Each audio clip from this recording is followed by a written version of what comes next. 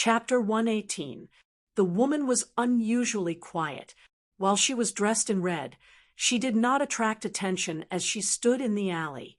But regardless of whether it was Zhang Sun Qianshua's perception in the wine shop or Ding Ning's eyes, there seemed to be a black bamboo swaying around her. The black bamboo was quiet and aloof from worldly affairs, but it had a presence that did not belong to the mortal world. How could it stand alone? This red-robed woman did not seem to have any interactions with the people in the alley. But the moment he saw her, Ding Ning knew his judgment was correct. She was the master of the underground kingdom of Fish Market. Zhang Yi, ashamed and blaming himself for provoking Shui Wangshu's anger, was pondering over Shui Wangshu's serious words. He was a cultivator of great talent. He finally sensed something and looked up. But when he looked up, the red-robed woman had already turned and left. So he did not see anything. He just looked at where the red-robed woman had been standing and felt puzzled. "What is it?" Shui Wangshu looked at him and asked. "It's nothing." Zhang Yi shook his head and suggested softly, "Let's play another round." Shui Wangshu was slightly disinterested, but looking at Zhang Yi, who wanted to make up for his mistake, he suddenly felt this was another way of teaching. So he nodded, knocked on the chessboard, and said, again, "Ding Ning." At this time, Zhang Sun Qianshua's cold call sounded from the back of the wine shop. The red-robed woman walked into the narrow alley outside Falling Parasol. The black-robed old man, waiting there with a bamboo staff, followed next to her. That youth is not bad. She walked in the direction of Fish Market and slowly spoke to the black-robed old man. Her voice carried a peace that could infect others. It is rare to be able to come to Fish Market every few days to take care of that lonely old woman and chat with her without asking for anything in return. Seeing him today, he has a calmness that is not shocked by honor or disgrace. I also have the desire to cherish talent, but I cannot protect myself. He is neither human nor ghost following us. I can only look at him from afar. That woman is full of Yin energy. She cultivates the Yin and ghost methods of the Qi dynasty and has reached Realm 7. Who is she? Why did she come to see you? In the back of the wine shop, Zhang Sun Qianshua faced the direction the red-robed woman had left in and asked Ding Ning, who she had summoned. The master of Fish Market underground. Ding Ning looked at her cold and stern face and said with difficulty, "The only descendant of the Shang family. It should be because I often go to Fish Market. Now that the news of my cultivation breaking some records has spread to Fish Market, she came to take a look." Zhang Sun Qianshua was silent for a moment and said, "Since she is your master's former subordinate, and I fear she is your master's only former subordinate, now that she has such cultivation and power, why do you not want to borrow her power?" Ding Ning was silent and did not answer. Zhang Sun Qianshua said in a cold voice, "Other people do not know, but I know better than anyone else. Back then, we used thunderous methods to destroy the Zhang Sun family, and then used the Shang family as scapegoats to quell the anger of some noble families. We executed the Shang family members who pushed for the reform, but the Shang family's reform was slowly maintained. This kind of killing and soft methods mostly came from the emperor and the present empress. I know that your master was not in Chongling at the time. He was the one who protected the only daughter of the Shang family. On this matter, he used many vicious methods of revenge. Since then, there was an irreconcilable gap between him and the emperor, so if you have a request, I think she will help you." Ding Ning did not respond to her words. He looked at her and shook his head. "You said yourself that this is an old grudge. There are too many people who owe the Shang family, but the Shang family does not owe anyone. We want to kill an emperor above Realm 8 who sounds like a great rebellion. Do not drag her in." Zhang Sun Qianshua glanced at him and did not speak. She turned and walked into the room, behind her.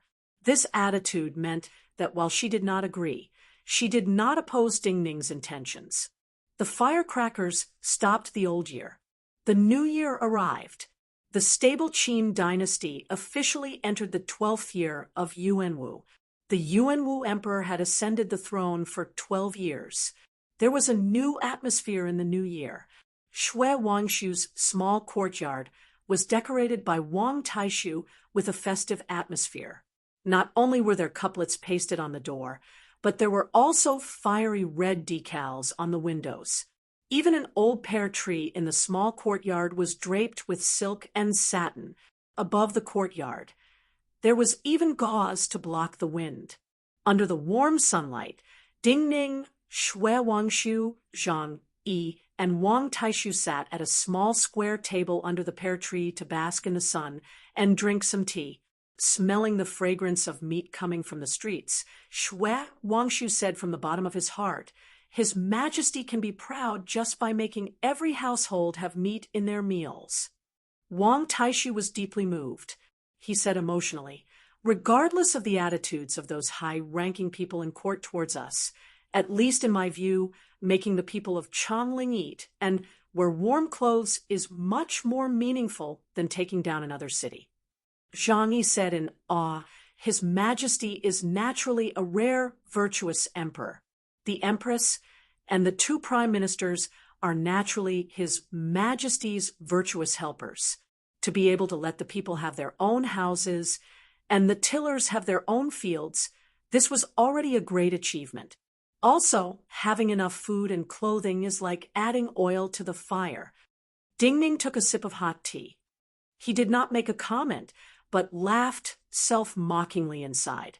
Right now, almost everyone in Chongling loved and respected the Yuanwu emperor, who had ruled for 12 years.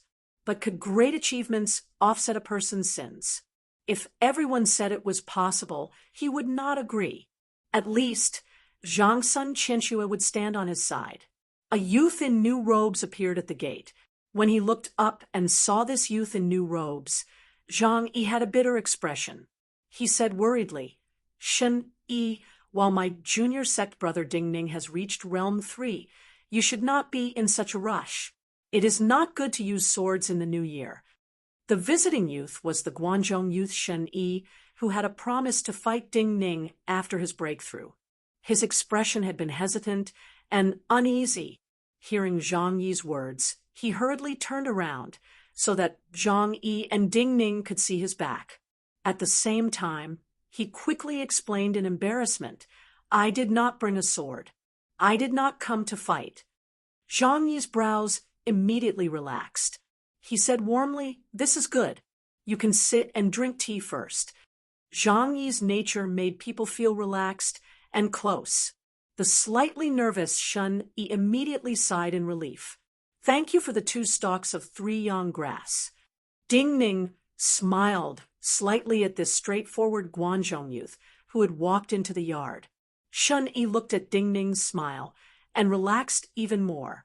He bowed to Shui Wangshu and Wang Taishu before looking at Ding Ning and saying, "2 days ago, I heard the news of your breakthrough, and your speed surpassed in Baoshi and Jinglioli. I wanted to come find you, but I thought that I could not match your cultivation speed.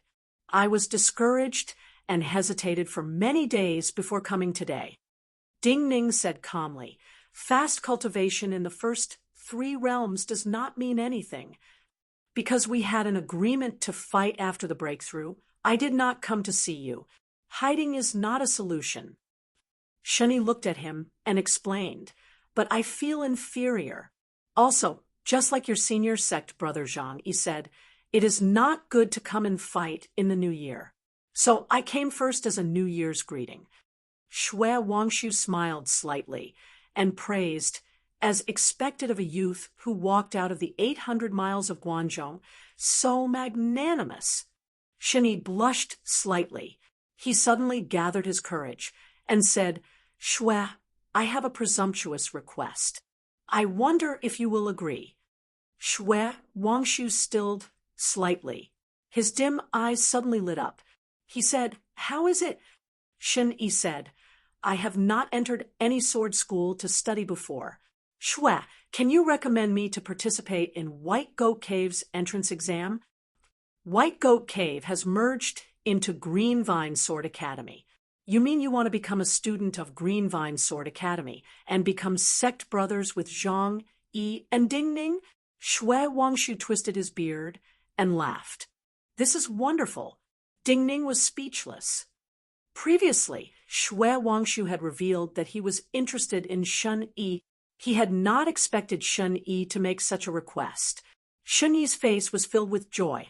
Looking at Shui Wangshu, who was laughing proudly, he said excitedly, "So, Cave Master agrees?" Shui Wangshu looked at this excited Guanzhong youth and said, "As long as you do not worry about hindering your future, since I made an exception to accept Ding Ning, it is nothing to make another exception. I think Di Qingmei would be happy for me to take the burden of accepting such an outstanding student for Green Vine Sword Academy." Hearing Shui Wangshu agree so readily, Chun Yi's mouth went dry with joy as he opened his mouth wide, unable to utter a single word. Ding Ning shook his head and did not express any opinion. He asked Shun Yi calmly, "Why do you suddenly have such an idea?" Shun Yi said, "I heard that you want to attend the Min Mountain Sword Trials. I thought that even if I fight you now and win, there is nothing to be proud of. You only started cultivating last autumn. Also, when I go back and think about the sword moves you used to defeat me, I feel that if we fight now, I may still lose. Since I cannot surpass you now, I think it is best to follow in your footsteps and watch you progress." Shui Wangshu smiled slightly and said, "Yes, know yourself and your enemy, and you will never be defeated." Ding Ning frowned slightly, but before he could speak, Shun Yi spoke first. "Ding Ning, do not misunderstand. I am not doing this just for Xiero." Zhang Yi's gaze grew warmer. He knew that Shun Yi had made such a decision because Ding Ning's performance caused him to realize some of his inadequacies. But even more importantly, it was because he admired Ding Ning and Shui Wangshu. "Since Cave Master has agreed, you are now a student of our school. You should follow some etiquette." He looked warmly at Shun Yi and said, "Do you still call me Ding Ning?" Shun Yi stilled and then reacted. He bowed excitedly and respectfully to Ding Ning and Zhang Yi. He said, "Greetings to senior sect brother Ding Ning, eldest sect brother Zhang Yi." Now this is good. Shui Wangshu glanced at Zhang Yi and Ding Ning, and then smiled at Wang Taishu. He said, "Someone in between the two has come, generous and straightforward, but not as wishy-washy as Zhang Yi, daring, but not as calm as Ding Ning. He lacks the rashness of youth." Wang Taishu smiled upon hearing this and said, "Is it not good to be too calm and steady?" Shui Wangshu said seriously, "Of course it is not good, being too rational, and weighing will sometimes limit one's actions." Ding Ning did not speak and said, "I am going to fish market later." Shun Yi immediately said, "Can you take me with you?" Looking at Ding Ning, who had turned around, he immediately added with some embarrassment, "Senior sect brother Ding Ning, I do not want to follow you everywhere." Chapter 119. For the ordinary people of Chongling, the most important thing in the new year was to visit family and friends, especially with the elders. They had to walk around, give New Year greetings, and say some auspicious words. For the nobility of Chongling, the arrival of the new year was a new page in the history books and had more meaning. The Yuanwu Emperor had entered the 12th year of his reign, but all the nobility of Chongling knew that starting from the 6th year of his ascension, this strongest emperor in the history of the Qin dynasty rarely asked about politics and was in seclusion to cultivate and seek the Tao. Even though most people were not sure of the Yuanwu Emperor's true cultivation, they were almost certain that Realm 8 was not a problem for him. So the path he pursued was Realm 9, longevity. In these years, almost all the internal and external affairs of the Qin dynasty were given to the two ministers and the empress. But this did not mean that he only cared about cultivation and did not care. For example, when the bureau chief of the astrology bureau, Yi Xileng, returned in the storm and killed Zhao Zhan with one blow, all the nobility of Chongling felt that he had an invisible hand controlling the Qin dynasty. At the same time, he reminded all the nobility how he had ascended the throne. Starting from the 6th year of his ascension, the strongest emperor in the history of the Qin dynasty rarely saw his officials. Usually, only the 2 ministers and the empress could see him.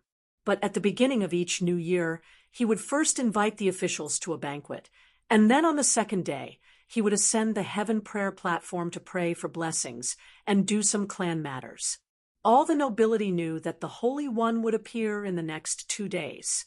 He needed to let all the nobility, including the people of the enemy dynasties, see that he was still healthy and strong, or even stronger.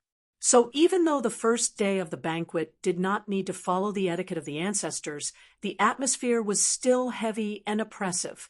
In Preservation Peace Hall, the blue-gray tiles gave off the light of a lake covered in seaweed. All the nobility sat in front of their tables. Yi Xileng was sitting behind the front row of tables.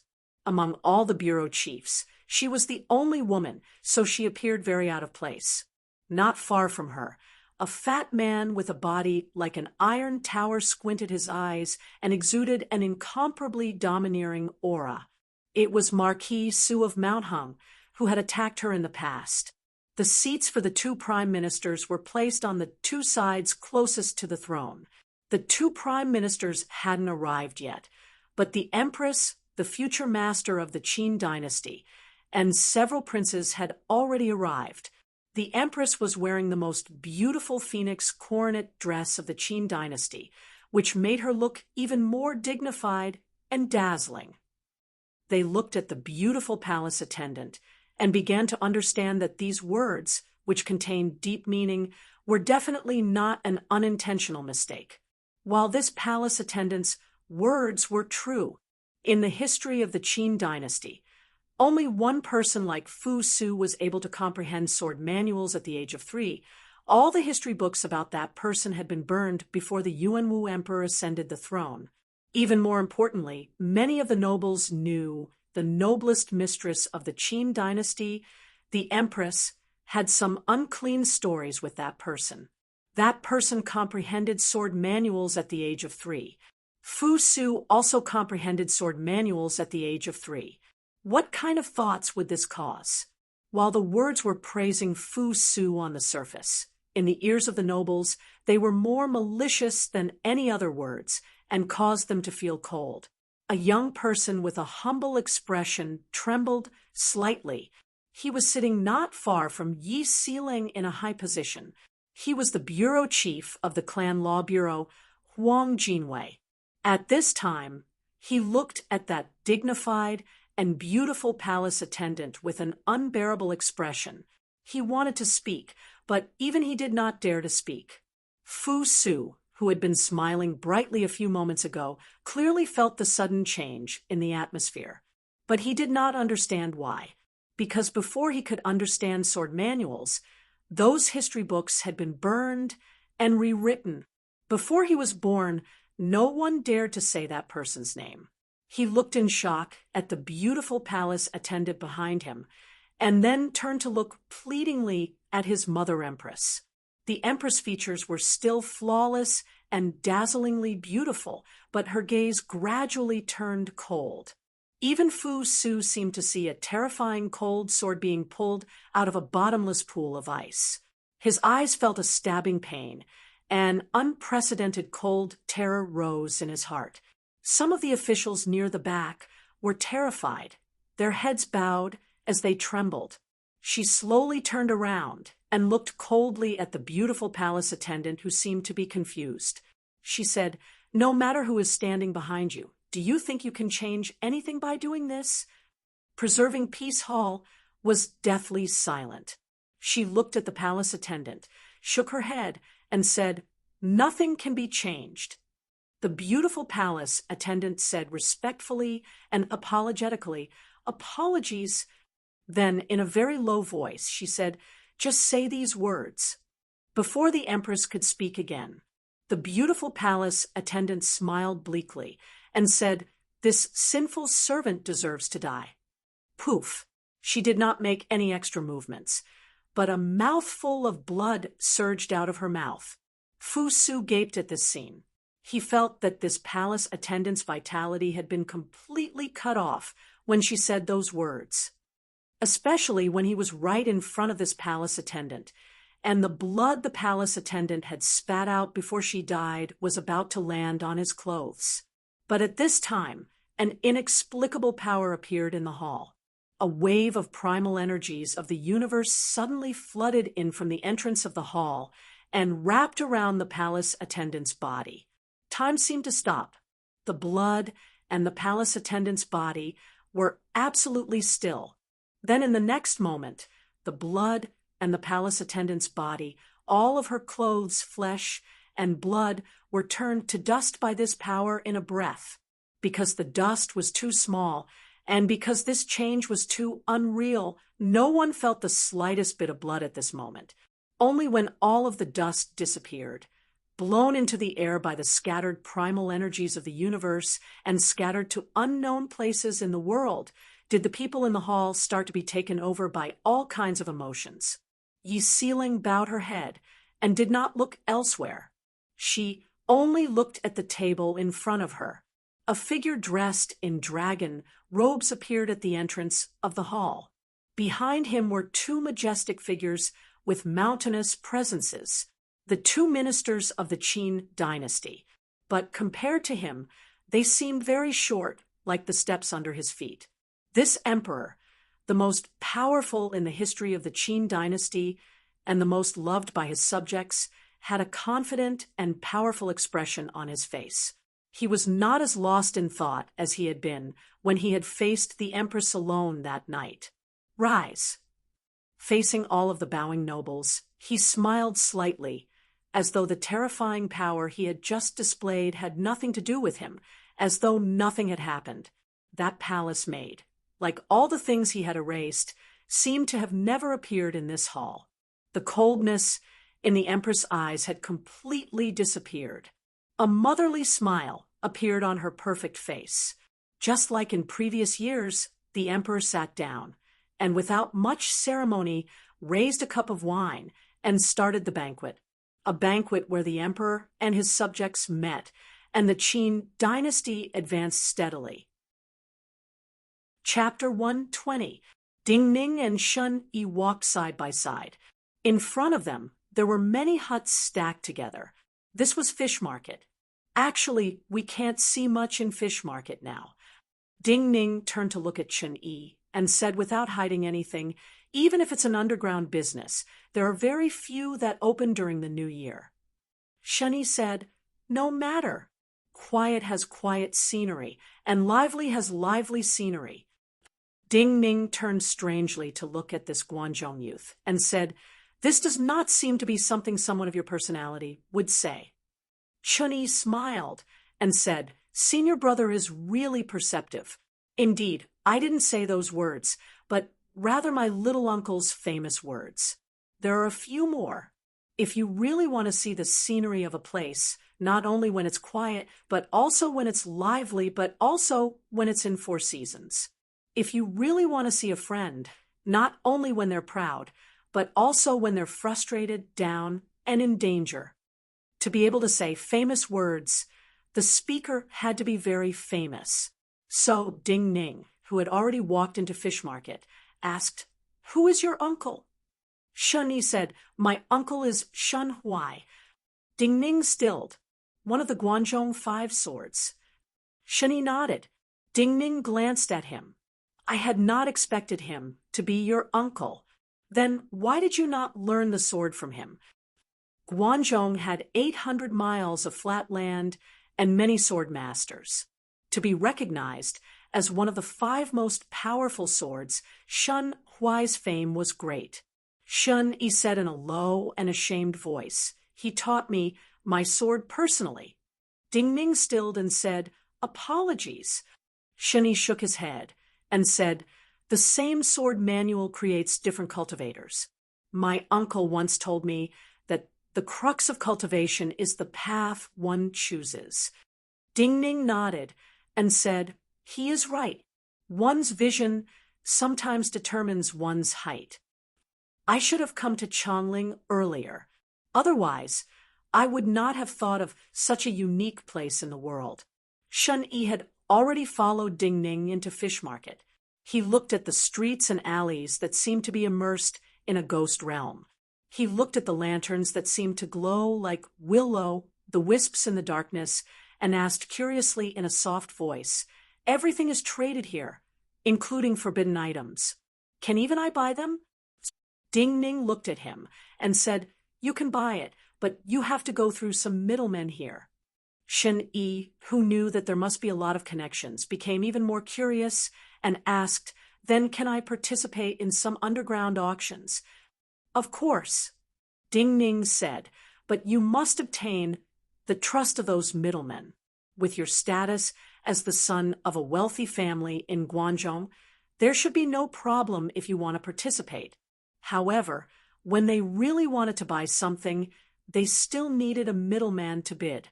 Otherwise, if many people know who the item ends up in, it will bring disaster instead."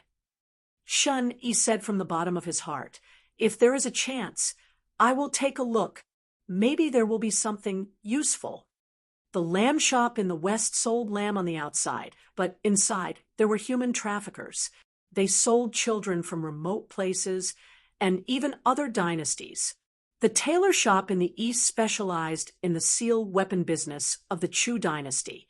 The three stilted buildings near the pond at the bottom were the accounts of the overseas bandits.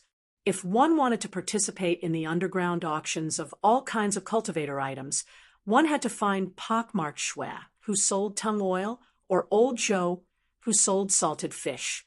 Ding Ning led Shen Yi to the deepest part of Fish Market, the bottom of Fish Market. At the same time, he slowly explained the many connections in Fish Market to him.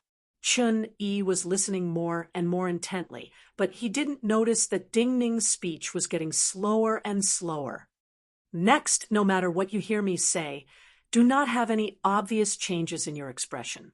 Just pretend that you are listening to me chatting with you. Do not let anyone discover anything unusual." Suddenly, Ding Ning's words reached his ears. Because he spoke slowly, Chun Yi had enough time to react. His heart suddenly shook, but he quickly controlled his emotions and asked softly, "What's wrong?" Today, Ding Ning had come to Fish Market to pay a New Year greeting to that lonely old woman and chat with her. But just now, he sensed an unusual and dangerous presence. There should be someone who wants to assassinate me. Those who dare to make a move in Fish Market are true fugitives. That's why you've been dragged into this matter, Ding Ning said calmly and slowly. "While I do not know who it is, my life and yours are in your hands. So you have to listen carefully and remember every word I say. You cannot make any mistakes." Looking at the unusually calm streets and alleys, Shen Yi, who could not sense any killing intent, grew more shocked. But the seriousness in Ding Ning's calm words caused him to be certain this was not a joke. "Speak, I will do it," he nodded and said softly. Ding Ning lowered his voice and bowed his head slightly. Even his lips were hidden in the shadows. "In a moment, I will take you past many shops. The owners of those shops are not ordinary people and are related to the underground master of Fish Market. However, I don't know which store is open right now. Later, you will enter whichever store is open. After you enter, you will begin to calculate the time. After 50 breaths, you will use your fastest speed to inform the owner of the store that someone is about to kill someone in Fish Market. The location is at the Ghost Worry Pier." Shun Yi did not understand why Ding Ning wanted him to calculate the time, but he still remembered every word. At the same time, he repeated in a soft and simple voice, "Enter the shop, time, 50 breaths. Ask for help, Ghost Worry Pier." At this moment, he sensed that the scents were all moving towards that place. This meant that these people had come to deal with him, and not to plot against Shin-Yi. He took a deep breath, and the countless little silkworms in his body seemed to have awakened with his breath and silently surged within his body. Shin-Yi tried to be as calm as possible, but when he pushed open the door and entered the shop, his breathing uncontrollably sped up. The man on the couch inside seemed to sense Shun-Yi's abnormality and gave a soft snort. Shun-Yi thought of Ding Ning's warning that he could not cause problems early, so he immediately took a deep breath and started to calculate the time in his mind. At the same time, he said, "I come from the Guanzhong Shun family. I have heard that you have many good swords here." The man with the disheveled hair looked coldly at him in the darkness, but did not speak and moved back. As the blanket over him was lifted and the black sword box was revealed, Shin-Yi saw that he did not have feet. His legs were cut off at the knees. Seeing such a scene, Shin-Yi could no longer control his emotions and involuntarily let out a low cry. "Your legs are inconvenient. What should we do?" Not having feet had nothing to do with selling swords. Shun-Yi's exclamation was abrupt, but the disheveled hair man's gaze flashed. He lowered his voice and said calmly, "Something happened."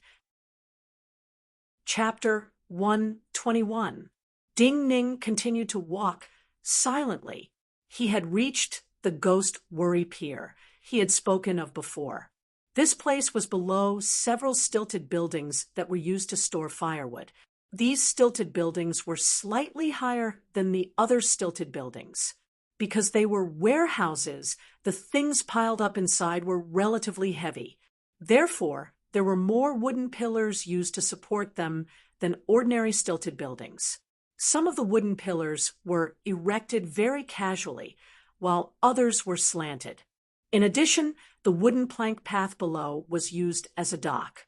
On both sides of the path, there were many buckets and small black awning boats. The mooring ropes were tied to these wooden pillars, and the swaying ropes made people think of hanged ghosts. His footsteps appeared casual, but in reality, he accurately controlled the time. This was Fish Market. There were many true experts hidden here who did not allow outsiders to mess around. So if someone wanted to kill him here, he had a natural advantage. The reason he had set a time with Shun-Yi was because he wanted to give the enemy a chance to act, but he also had to ensure that the people who could control the situation could arrive in time. The enemies who wanted to kill him naturally had to be dealt with once and for all. Otherwise, there would be many unspeakable dangers in the future. Moreover, he thought further than the average person. This time, even if he couldn't find out who was behind the assassins, there was a possibility that he could use them to achieve his other goal. The water surface had frozen. Because the water here was usually turbid black water, the ice surface was black and set off the name of this Ghost Worry Pier. The not-so-sturdy wooden planks were firmly frozen on the ice surface, so walking on them was steadier than usual. The surrounding black awning boats and buckets were so frozen that they could not move. Even the ropes had icicles of various lengths. Everything was so silent, and there was no one in sight. Yet Ding Ning knew that the cultivator closest to him was in a black awning boat dozens of feet to the left. This cultivator gave off a weak presence, and his breathing was very stable. He would only breathe once in a long time. Even when Ding Ning was so close, this cultivator's breathing rate did not change at all. In reality, other than this cultivator, there were two other cultivators who were further away. He could not sense any presence of cultivators coming from them. He only smelled their scent.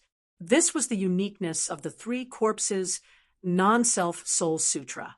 While it was not as good as the 9-Death Silkworm in sensing vital energy, and the primal energies of the universe, the Three Corpses Non-Self Origin Sutra could not be compared to other methods in sensing minute sounds and smells.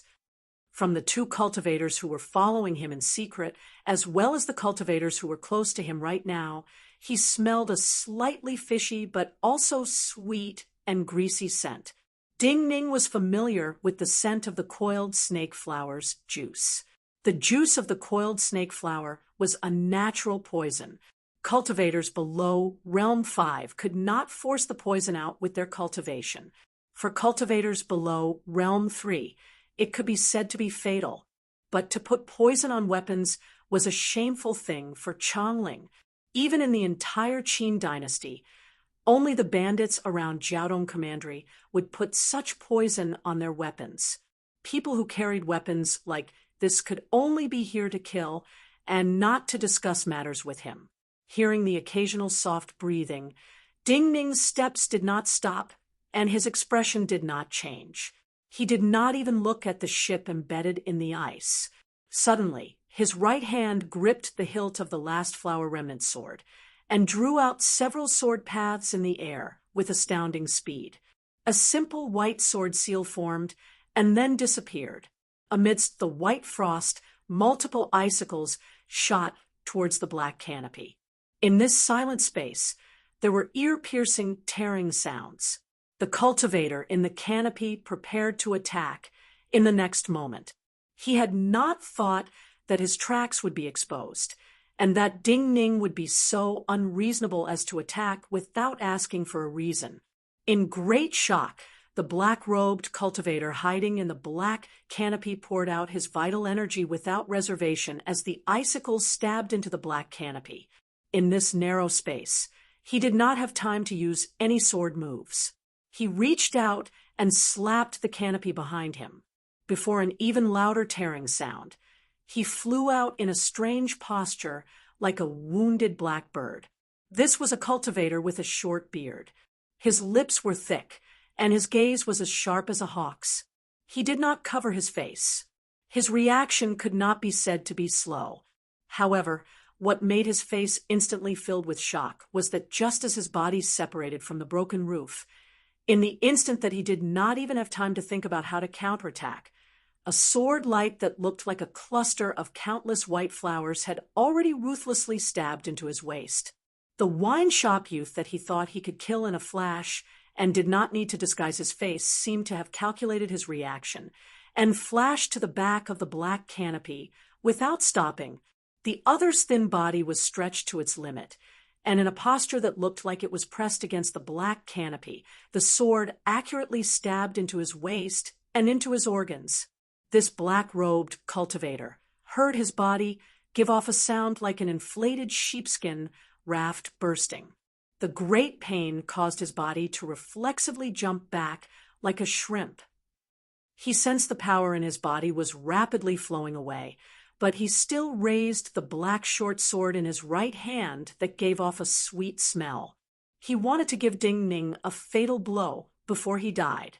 However, right at this moment, he felt a sharp pain on his neck. A downward impact caused him to fall backwards before he could even complete a forward thrust. A muffled bang. He felt like a piece of meat in the hands of a butcher that had been slapped onto a chopping board. When his back collided with the cold black ice, he finally heard the sizzling sounds coming from his neck, followed by countless even smaller sizzling sounds coming from the surrounding ice. He finally reacted. Just now, Ding Ning's movements had not stopped at all. As he arched in pain, the other's sword had been pulled out of his waist, and then quickly stabbed into his neck. The sound at this time was the sound of boiling hot blood spurting out from his neck, as well as the sound of countless blood droplets landing on the ice-cold surface, burning fine holes in the ice surface. How was this possible? This was a common youth who had never fought before. How could his killing methods be crueler and more skilled than his own? He first felt inexplicable shock and disbelief. Then he felt terror. But when he opened his mouth, he could not make a sound. The last thing he felt was warm blood gushing up from his throat, instantly filling up the space in his mouth and gushing out from his lips. This black-robed cultivator was like a black fish that had just been slaughtered, lying twisted on the ice. Scarlet hot blood spread out on the ice and quickly seeped down. Ding Ning, who had killed this black-robed cultivator with 2 blows, had an unusually calm expression. He steadied himself on the blood-soaked ice, straightened, and turned to look. A green-robed cultivator and a cultivator dressed in dark red embroidered robes had appeared on the nearby ice. These 2 cultivators were also not masked. The green-robed cultivator had short hair and looked to be in his 40s. His eyebrows were sparse, and his eyes were a special brown color. The dark red brocade-robed cultivator had a round face, short and round figure. He was not much different from the fat merchants of Chongling. However, his narrowed eyes gave off a cold gaze like a poisonous snake choosing its prey. While I do not know who sent you to kill me, you are too arrogant to kill here. Sensing the powerful presences of these 2 people, Ding Ning was not nervous at all. He said in a sympathetic tone and slight disdain, "This is Fish Market. You think this is a place any cat or dog can come and easily leave." Hearing Ding Ning's voice, the green-robed, short-haired cultivator was expressionless. The fat merchant shook his head and copied his words. "While I do not know how you discovered us, you dared to lure us to attack. Even if this is Fish Market, we still have time to kill you and leave." As he spoke, a dim and thin sword quickly fell down along a wooden pillar behind Ding Ning, and then flew towards the back of Ding Ning's neck. This was a Realm 5 sneak attack without warning from a flying sword, but Ding Ning had clearly smelled the scent of this flying sword, but he remained motionless. He didn't even intend to use his sword to attack this flying sword. Not right. The 2 cultivators sensed something strange at the same time, and their pupils contracted. The fat merchant cultivator sensed the coldness from under the ice under his feet. He felt great terror. His vital energy surged out of his feet, and his hands grabbed wildly as though he wanted to grab something. But he and the green-robed cultivator next to him had sensed too late and could not change anything. With a cracking sound, a crack appeared on the black ice under his feet. Ice powder and water vapor spurted out like a fountain. A small crimson sword pierced through his right foot, followed by a stream of blood and fragments, like a strange snake, flying out from the back of his head. This fat merchant cultivator's eyes widened. He fell back heavily. Even now, he had not discovered who had attacked with this sword. His thin flying sword lost control and floated away. It slid by several feet from Ding Ning and cut into a wooden pillar. It shook slightly and then became motionless like a dead dragonfly. Chapter 122. With a strange hum, a light blue flying sword that looked like a bamboo leaf flew out of the green-robed cultivator's sleeve. It danced around him, spreading out countless sword shadows like bamboo, leaves falling down. His face was slightly pale as he stared at the small crimson sword that flickered in and out of sight in the darkness. This person was able to make this small crimson sword sneak under the ice without him and his companions detecting it. This meant that the other's cultivation was above his. Just now, if he had been the one to attack first, he would have been facing death. Rapid footsteps reached his and Ding Ning's ears. Even paler, Shen Yi, so nervous his forehead was covered in sweat, appeared in front of the green-robed cultivator, and Ding Ning with the legless man on his back. Seeing Ding Ning still standing and the 2 corpses lying on the ice, Shen Yi immediately felt relieved. At the same time, he turned his head again and looked at the man with the disheveled hair on his back with a complicated expression. He finally understood that his fixed thinking was wrong. Not having legs did not mean he was not fast. At this time, the green-robed cultivator took a deep breath and gave a hurried shout. The ice under his feet shattered, and he flew to the side. Clang, clang, clang, clang. The extremely terrifying sounds of metal clashing sounded around him. Countless sword images seemed unreal, exploding with small but dazzling sparks around him. Shun Yi's breathing completely stopped. He could sense the vital energy of the sword shop owner on his back was rapidly flowing and releasing. The aura of the small crimson sword that had been faintly discernible in the darkness had completely changed. It had gone from being stealthy at the beginning to being a pure slash of speed. The crimson sword wrapped around the green-robed cultivator, who wanted to flee, forming an impenetrable sword net. The green-robed cultivator's flying sword was pushed dozens of feet away from him, and his body was forced to stop completely. You can't run anymore. The sword shop owner's lips curled up slightly. He said coldly, "Even if you can win against me, you cannot escape today. Also, you cannot even win against me." As he spoke, the small crimson sword suddenly retreated and floated in the shadows. In this short moment of fighting, the green-robed cultivator's clothing was completely soaked in sweat. "I may not run." However, he looked at the sword shop owner and said these words. Just as he said this, the ice beneath his feet suddenly cracked. His entire body was like a sword directly stabbing into the ice below, sinking into the bone-chilling muddy water. The small light green sword that had been flying around him followed, closely behind, sinking into the water with a hiss. "Senior sect brother Ding Ning, careful!" Shun Yi suddenly reacted and let out a cry of horror. The muddy and sticky water concealed many of that person's presences. The flying sword stirred up the water under the ice. The green-robed cultivator clearly did not want to leave. He seemed to have turned into an enormous poisonous python, moving through the water to kill Ding Ning on the ice.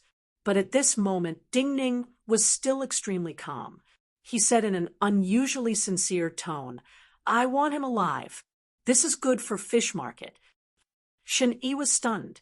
Strange turbulence suddenly appeared on the black and murky ice surface.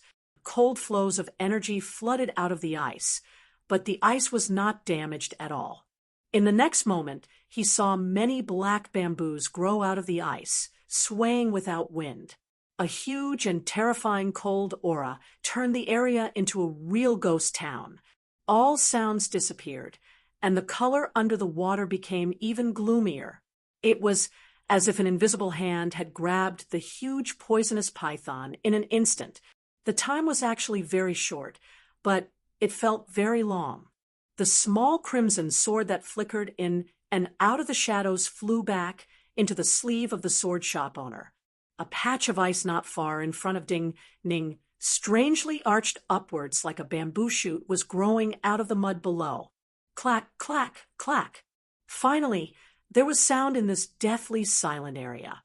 Pieces of ice flew up and fell down. A muddy and dark flow of water surged out like a monster and overturned on the ice at the side. The muddy water spread out on the ice like black oil. The figure that appeared was the green-robed cultivator. At this time, his body was dyed black by the muddy water. He was motionless, and it was unknown if he was alive. The swaying black bamboos on the ice seemed to have never existed and silently dissipated. There was a hiss. Only now did Shun Yi recover his ability to breathe. He started to breathe heavily. Only now did he understand what kind of place Fish Market was in Chongling. A hunchbacked old man with a black bamboo staff slowly walked out on a wooden path. Shun Yi's heart beat faster, as though it was going to jump out of his throat. This was clearly a Realm 7 Grandmaster cultivator. More importantly, this cultivator cultivated the Yin and Ghost path rarely seen in the Qin dynasty. While there was no difference in cultivation methods between the righteous path and the unorthodox path, the cultivation records were clear. Cultivators who cultivated the Yin and Ghost path had a harder time reaching Realm 7 than cultivators who cultivated ordinary methods. What do you want to do? The old man with the black bamboo staff withdrew his terrifying presence and asked Ding Ning calmly. Ding Ning bowed in thanks to him and the sword shop owner. He said, "The Divinity Bureau should be very interested in him. I know an official called Mo Qinggong." The old man with the black bamboo staff shook his head slightly. "You are close to Wang Taishu. You should understand that matters in the dark have to be dealt with in the dark. If you get involved with the court, you will attract many disasters." "I understand this." Ding Ning looked at him and said seriously, "But even more importantly, those who want to deal with me should be people in the court and of high status. I will come to Fish Market in the future, and they did not care about the rules of Fish Market this time. So if the person behind them cannot be restrained, there will be even less rules in the marketplace." After a pause, he looked at the old man with the black bamboo staff and added sincerely, "Also, even if something happens, the top of 2-level tower will be in front." The old man with the black bamboo staff thought for a moment and said, "I will have someone send him out of Fish Market to Wang Taishu to deal with." Ding Ning had been extremely calm before, but when he heard the old man agree and thought of the following possibilities, his heart uncontrollably beat violently. He bowed deeply and thanked the old man with the black bamboo staff again. "You purposefully gave them a chance to act and used the power of Fish Market. Next time, it is best if something like this does not happen." The old man with the black bamboo staff did not return the bow. He glanced at him and said coldly, "No one likes to be used." Ding Ning did not argue and said respectfully, "There will not be a next time. You know that I am a cultivator who can deal with them." After the hunchbacked old man with the black bamboo staff turned and left, the sword shop owner looked coldly at Ding Ning and asked, "I am not sure, but at least I am sure you are related to the person in charge here." Ding Ning looked at him and said, "Also, I gave Shani enough time. Even if you feel you cannot deal with them, there is time for someone else to come here." The sword shop owner's gaze swept across the body of the cultivator who had been stabbed to death by Ding Ning and said, "Even people who have been on the path for many years may not be as decisive and thoughtful as you. No wonder Wang Taishu values you so much." Ding Ning said, "Mr. Flying Sword is also very powerful." The sword shop owner did not respond, but said to Shen Yi, "You carried me here. Are you tired?" Shen Yi stilled and said, "Not tired." The sword shop owner said, "If you are not tired, then please carry me back." Shen Yi stilled and then said with a slight sweat, "Of course." Ding Ning smiled and said, "I will go back with you first." Shen Yi looked hesitantly at the 2 cultivator corpses on the ice and the cultivator who seemed to be dead. He said softly, "Then we do not need to care?" Ding Ning glanced at him and said, "Since the people of Fish Market have said so, are you still not reassured?" Shen Yi sighed in relief, but thinking back to everything that had happened just now when he started to walk, he could not help but say softly in admiration, "Senior sect brother Ding Ning, I am not as good as you." Ding Ning understood this Guanzhong youth's straightforward personality very well. He knew that no matter how humble he was, the other would still maintain his opinion, so he did not respond. Shen Yi could not help but turn and ask the sword shop owner, "Mister, your cultivation is so high, who could cut off your legs?" Ding Ning immediately had an awkward expression. This was akin to rubbing at a scar. While he knew that Shen Yi was grateful for the other's help and asked with intentions of helping the other, but did the other understand Shen Yi's personality? The sword shop owner said in a cold voice, "I was envied by junior sect brother and plotted against." Ding Ning stilled. Shen Yi's expression immediately became awkward. He said, "While I admire senior sect brother Ding Ning, I do not hate him." The sword shop owner sneered and did not speak. Shen Yi's chivalrous heart rose again. He asked, "How can there be such a vicious junior sect brother?" Have you gotten revenge? Hearing such tender words, the sword shop owner frowned and said, If I had gotten revenge, I would not have needed to flee to Chongling. Shen Yi immediately grew angry and said, What is that person's name? Where is he now? The sword shop owner seemed to find this Guanzhong youth interesting and said with slight disdain, That person is called Gongzi Bai. He is in Camp Mound. Camp Mound? Shen Yi stilled. Mister, you are a cultivator of the Qi dynasty? Hearing this, Ding Ning's eyes flashed with an unusual light. He could not help but glance at the sword shop owner. Ji Country Marquis Gongzi Bai? Shen Yi stilled. Just now, he clearly did not know who Gongzi Bai was. The sword shop owner smiled with slight disdain and nodded. My junior sect brother has been ennobled. If you want revenge, the Qin dynasty must destroy the Qi dynasty. Chapter 123. Mo Qinggong looked with a dark expression at the many files piled up in front of him. Because he had been reading for a long time, his eyes were slightly blurred. So he took out a small glass medicine bottle and dripped several drops into his eyes to clear the mind. Even though it was the new year, they were not idle. That serving girl called Li Wanzhu had been in the palace for more than a decade. Usually, everything was normal. Up until now, they had not found any clues. However, the exceptionally bitter words she had said at the banquet could be ignored by the Holy One and the Empress, but the Divinity Bureau could not ignore them. She has been dead for so many years and disappeared for so many years. She still hasn't given up. Why is there an air coming out? Mo Qinggong rubbed his eyes and said to himself. His soft but dark words echoed in the gray room. While the Divinity Bureau always had things to do and Chongling had never been peaceful, since last year, the undercurrents in Chongling had surged like never before. Yi Siling returned from overseas. Zhao Zhan died.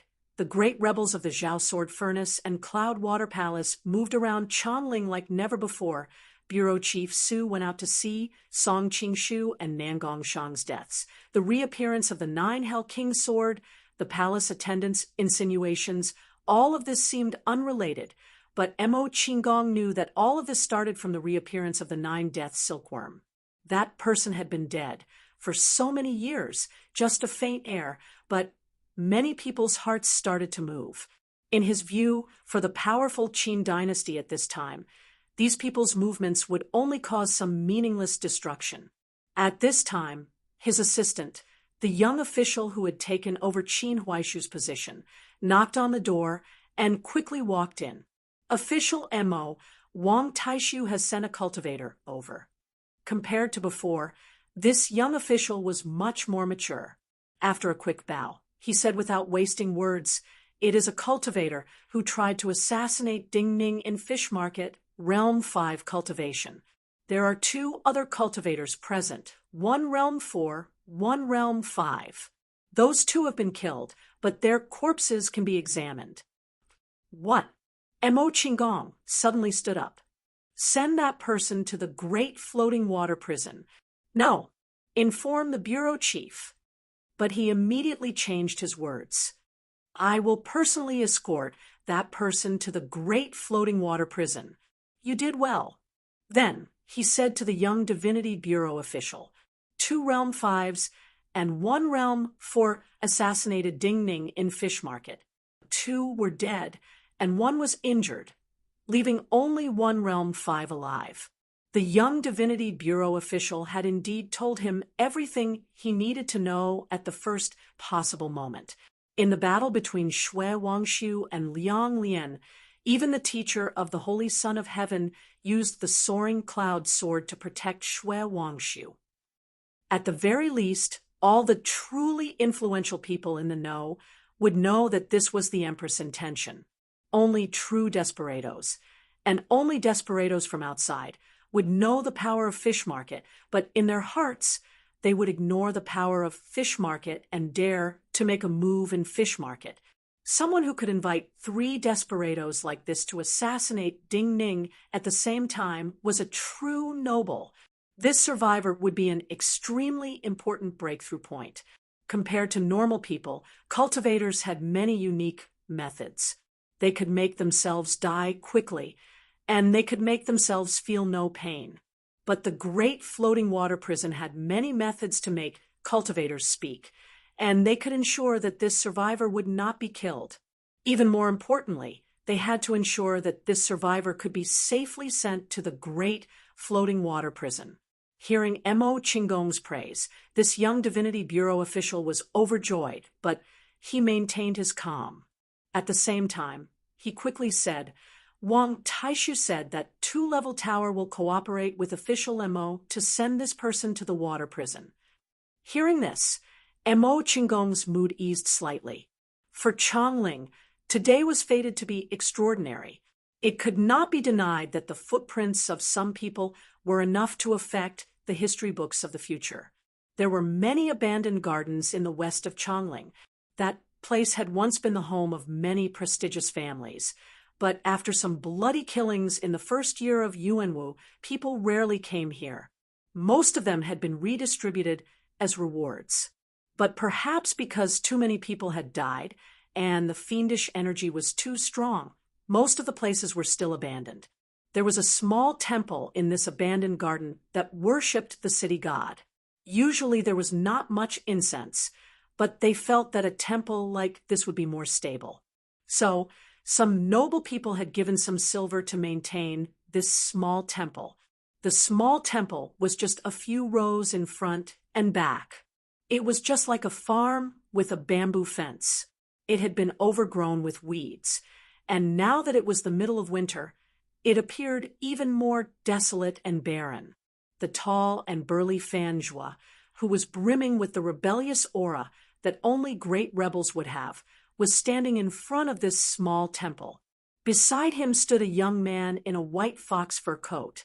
He had sharp eyebrows and bright eyes. His appearance was handsome, and his skin was as white as cream.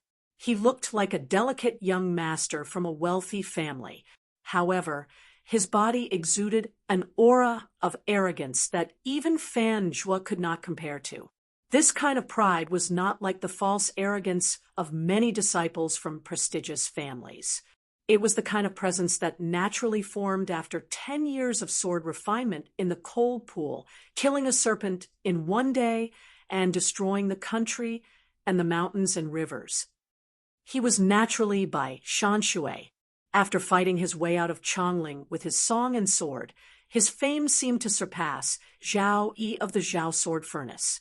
The door to the temple was half closed, and the threshold was not high, but Bai Shanshui's eyes were filled with true emotion.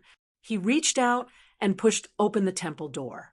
In a corner of the central hall, there was an old temple attendant who was cooking something on a simple stove made of stone. The moment he saw this old temple attendant, Bai Shanshui sighed softly. Everyone in the world is guessing why I have to come to Chongling and stay in Chongling. But they do not know that it is for you, Mr. Zhuang. After many twists and turns, many dangers, and countless time, I had not expected Mr. Zhuang to be hiding in this small temple. The old temple attendant turned around. His long face was covered in knife-like wrinkles, but his brows were as black as ink. As his gaze moved, his body seemed to release an inexplicable presence. His dim yellow eyes grew deep, as though he could see all the streets of Chongling at a glance. Every wrinkle on his face seemed to release the wind and frost of the past. It really was not easy. This old temple attendant did not speak hypocritically. He said from the bottom of his heart, "You are truly priceless. If you die, the last of the Wei's spirit will dissipate. You took such a great risk to find me. You really obtained the secrets of the Lonely Mountain Sword Horde, and the secrets of the Lonely Mountain Sword Horde are related to me?" Bai Shanshui smiled slightly and said emotionally, "It is not just related to Mr. This Lonely Mountain Sword Horde is in Chongling. The old temple attendant had weathered many storms, but when he heard this, he was still greatly shocked. "I hope Mister can help me." Bai Shanshui bowed deeply to the old temple attendant and said, "I do not dare to think about reviving the country, but this is the only hope to prevent many Wei people from becoming homeless and having no place to sleep in the open." When he bowed deeply, it carried the heavy aura of a country. The old temple attendant took a deep breath and straightened his body. He didn't directly agree, but narrowed his eyes and said, "What kind of things did you get?" Bai Shanshui also straightened. Without another word, he took out an item from his sleeve and held it in front of the old temple attendant. The old temple attendant's pupils contracted, and waves rose in his heart. Lying in Bai Shanshui's palm was a black gold jade seal.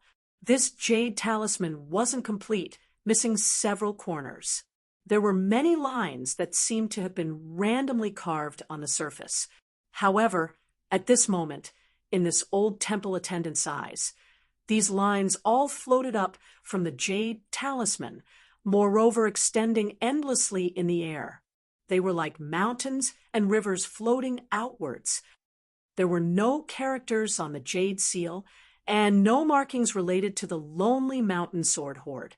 But this old temple attendant knew this represented the lonely mountain sword horde, because he had seen a jade seal like this before, or rather, what he had seen was one of the missing corners of this jade seal.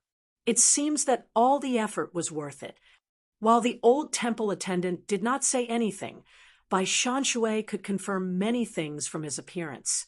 He sighed softly and said, "I faintly see that the lines on this jade seal are related to the geography of Chongling, but my talent is not enough, and I cannot completely comprehend the mysteries.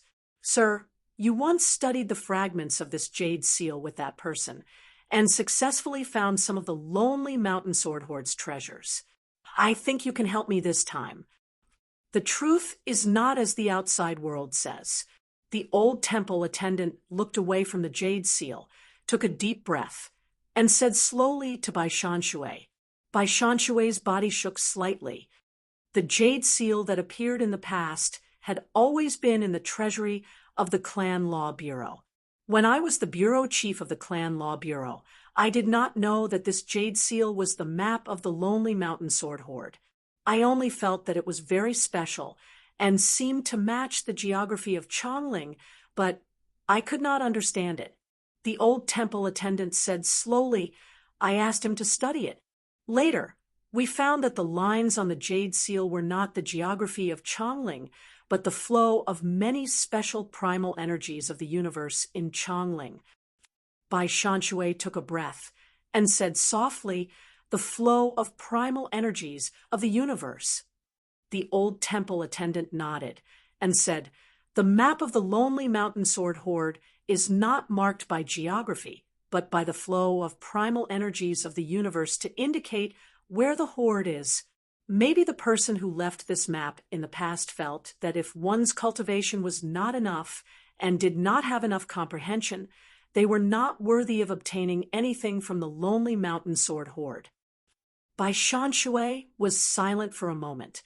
He looked up at the distant Chongling and sighed softly. "In other words, I must stay in this disgusting Chongling?" Chapter 124. Multiple carriages moved through the streets of Chongling at a moderate pace. The person sitting in the leading carriage was Mo Qinggong. Suddenly, a look of vigilance appeared in his eyes. A carriage was passing through a nearby alley towards them. He remembered that the person driving the carriage was Jing Maozong, one of Wang Taishu's people. But he had been in the Divinity Bureau for many years and learned from many bloody lessons that he could not completely trust anyone. However, when the curtains of the carriage were lifted in the distance, his slightly furrowed brows relaxed. When he was a little closer, he said with a gentle expression, "Why have you also come?" The people in the carriage were Ding Ning and Shun Yi. Hearing Mo Qinggong's words, Ding Ning did not seem to feel the terror of this vicious dog of the Divinity Bureau. He flashed into Mo Qinggong's carriage and motioned for Shin Yi to follow. Official Mo, long time no see. Your complexion looks good in the new year. Ding Ning bowed slightly to Mo Qinggong and said, I thought that official might want to hear some details, so I came first. It will be difficult to find the people of Fish Market, so I brought my junior sect brother, who was also present. If official can ask clearly, you do not need to waste effort to involve the people of Fish Market. Mo Qinggong looked amiably at Ding Ning, without the harshness he usually showed to his subordinates. He smiled slightly and said, You are really smart. Even if you did not come, I would still find you. Ding Ning smiled and said, How can I have official come find me? Of course, I came myself.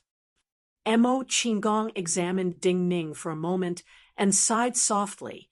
In the last half year, you can be said to be extremely famous in Chongling. Ever since you entered White Goat Cave, you are the young genius whose reputation rose the fastest in Chongling. Reality proved that my eyes were not wrong back then. But now, it seems that even if I had taken you as a student, you would not have grown so quickly. Who would have thought that Shui Wangshu, that rotten old man, was actually a great grandmaster who stepped into the seventh realm in one step? Lord Mo, do you have any clues? Ding Ning said softly in distress, I am just an ordinary youth. I have no enemies in Chongling. Why have so many cultivators come to kill me? Mo Qinggong was both angry and amused. He shouted, I haven't interrogated you yet, and you come to interrogate me. Shui Wangshu had revealed his cultivation state on the official road, acted so awe-inspiring in Jushan district, and fought with General Liang at the gate of the Tiger Wolf Army's North Camp. Who in the world didn't know about this? You were present at all of this, and you are the fastest cultivator to reach Realm 3 in Chongling. Are you still an ordinary youth? You should be more careful in the future. After a pause, Mo Qinggong warned seriously, just your connection to Wang Taishu may bring you much trouble. If it's a disaster, it can't be avoided, Ding Ning said calmly. We still have to rely on you to find out. Hearing this, Mo Qinggong smiled self-deprecatingly. Even he needed a backer like Chief Inspector Chen to establish himself in Chongling. Most of the time, he had no choice. A youth from an ordinary family like Ding Ning, even if he showed some outstanding talent, could only go with the flow. He had no room to make his own choices. He started to ask about the details of Fish Market. Perhaps he felt that the people of Fish Market and the identities of the three cultivators were not important, or he was deliberately avoiding it. In the process of questioning, he did not even ask who had acted in Fish Market. When the questioning ended, the carriage passed through a patch of poplar forest on the outskirts of Chongling. A patch of low houses built along a branch of the Wei River appeared in Ding Ning's sight. This is the great floating water prison. Ding Ning muttered, It doesn't look like much.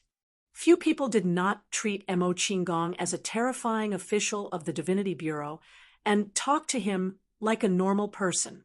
So when he heard Ding Ning's mutterings, he only smiled slightly and did not care.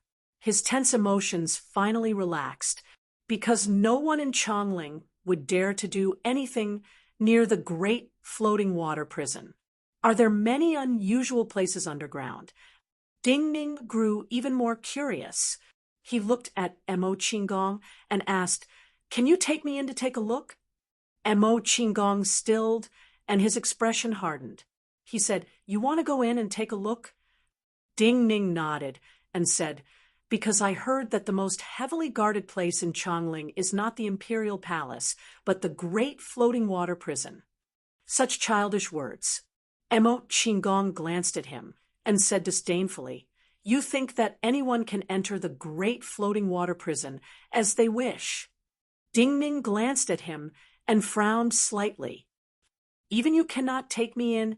It is not that I cannot take you in, but that even I cannot enter. Even I do not qualify. Mo Qinggong sneered. Mo Qinggong sneered. This water prison has existed since the time of the previous emperor. Ever since then, it has been continuously strengthened and repaired. Almost every powerful formation and restriction that the Qin dynasty cultivators have comprehended will be added in. Even if they were criminals, only the truly grand characters would be qualified to be imprisoned in this place. Even this Realm 5 survivor did not have the right to be locked up here. Realm 5 is not qualified. Then what kind of person qualifies to be imprisoned here? Ding Ning and Shun Yi looked at each other. Mo Qinggong said, "Of course, a true great rebel. Someone who escapes like a dragon into the sea and cannot be controlled. A great rebel like Bai Shanshui." Ding Ning frowned and said, "But only those important figures of that level are qualified to be imprisoned here. Lord Mo, you have such a high official position. How can you not be qualified to enter and try the case? Then who is qualified to try the case inside? Don't the Astrology Bureau and Divinity Bureau rank above the other bureaus in terms of investigating cases? Children are so curious." Mo Qinggong jumped off the carriage and motioned for the Divinity Bureau official driving the carriage to send Ding Ning and Shun Yi back. At the same time, he said, "I have finished some procedures and can only enter the great floating water prison when it is time to try cases. The person in charge here is official Shen Xian, but you will not know him even if I tell you." Shen Xian? Ding Ning's heart trembled again. But in front of someone like Mo Qinggong, his expression remained absolutely calm and did not change at all. He waited until the carriage carrying him and Shun Yi turned around and entered the poplar forest. Only then did he close his eyes tiredly. He thought back to every detail of that building. At the same time, he said coldly inside, "Shen Xian, I had not expected you to survive and become Prime Minister Yan's dog." In the years when the Yuanwu Emperor had ascended the throne, those at the center of the bloody storm, if not the top people of the time, were people related to those top people. Even if they were just some of the followers and hanger-ons of those heavens chosen, many of them had obtained extraordinary opportunities in that shocking change and stepped onto the stage of power. Shun Xian was different. In the last decade or so, he had not shown his face in Chongling. But before the Yuanwu Emperor ascended the throne, he had been the stargazing general and was in charge of all the turrets. Chongling did not have outer walls. The giant turrets that stood in Chongling looked down at all of Chongling and observed the movements of Chongling. The light from the turrets could quickly guide the direction of the troops or cultivators moving through the streets. But in an important battle, Shun Xian had pointed in the wrong direction for a group of cultivators who had played a decisive role. Those cultivators should have been his friends. But when those cultivators followed his directions and charged to the place of reinforcements as quickly as possible, they found what was waiting for them were thousands of formation chariots. In the past, Shun Xian had been very strong. Now, he was likely at least Realm 7 second class. A person like this was guarding this place. Even someone of Mo Qinggong's level could only enter at a specific time. Ding Ning knew he had to be more patient and slow down. Today, he had used this opportunity. While he had not been able to enter the great floating water prison, he had learned some useful information. Chapter 125. The Divinity Bureau carriage carrying Ding Ning and Shun Yi slowly drove back to Falling Parasol. There were already people waiting for him in the shabby alley decorated with lanterns and banners. Ding Ning saw Nangong Kaishu, Xie Changsheng, and Su Hashan sitting respectfully next to Shui Wangshu and talking to Shui Wangshu. Seeing Ding Ning get off the carriage, Xie Changsheng was the first to stand up and said excitedly, "Brother-in-law, you have returned." Seeing Shunyi get off the carriage with Ding Ning, Xie Changsheng stilled. Why have you come? Shun Yi looked at Xie Changsheng with a grimace. Do not call me by that name. You know, I do not like it. Ding Ning looked calmly at Shun Yi and said, Shun Yi is the newest disciple of White Goat Cave. He is my junior sect brother now. Now, it was Xie Changsheng's turn to have a grimace. He said, How can this be? He has ill intentions towards my sister. Ding Ning frowned and said, Then I can facilitate it. Shun Yi's eyes widened, and he looked in joy at Ding Ning. Senior sect brother Ding Ning, really? Xie Changsheng said angrily, What are you so happy about? You know my sister's temper. Shun Yi stilled. His eyes darkened, and he felt his chest tighten. You only know how to fool around. You are so childish in front of Shui. Nangong Kaishu scolded Xie Changsheng, and then looked at the departing Divinity Bureau carriage. She asked Ding Ning, Why is it the Divinity Bureau's carriage that returns after such a major incident? Hearing Nangong Kaishu's words, Ding Ning knew that Shui Wangshu must have told them what had happened in Fish Market. He nodded and said, That is Mo Qinggong's care for me. The Divinity Bureau's carriage sending me back is to tell others that the Divinity Bureau has interfered. Those who want to act against me should restrain themselves. As for the person who tried to assassinate me, the Divinity Bureau is investigating as well. I don't think it's that simple. Su Hashan lowered his voice and said gravely, You might have been dragged into the conflict between the imperial court.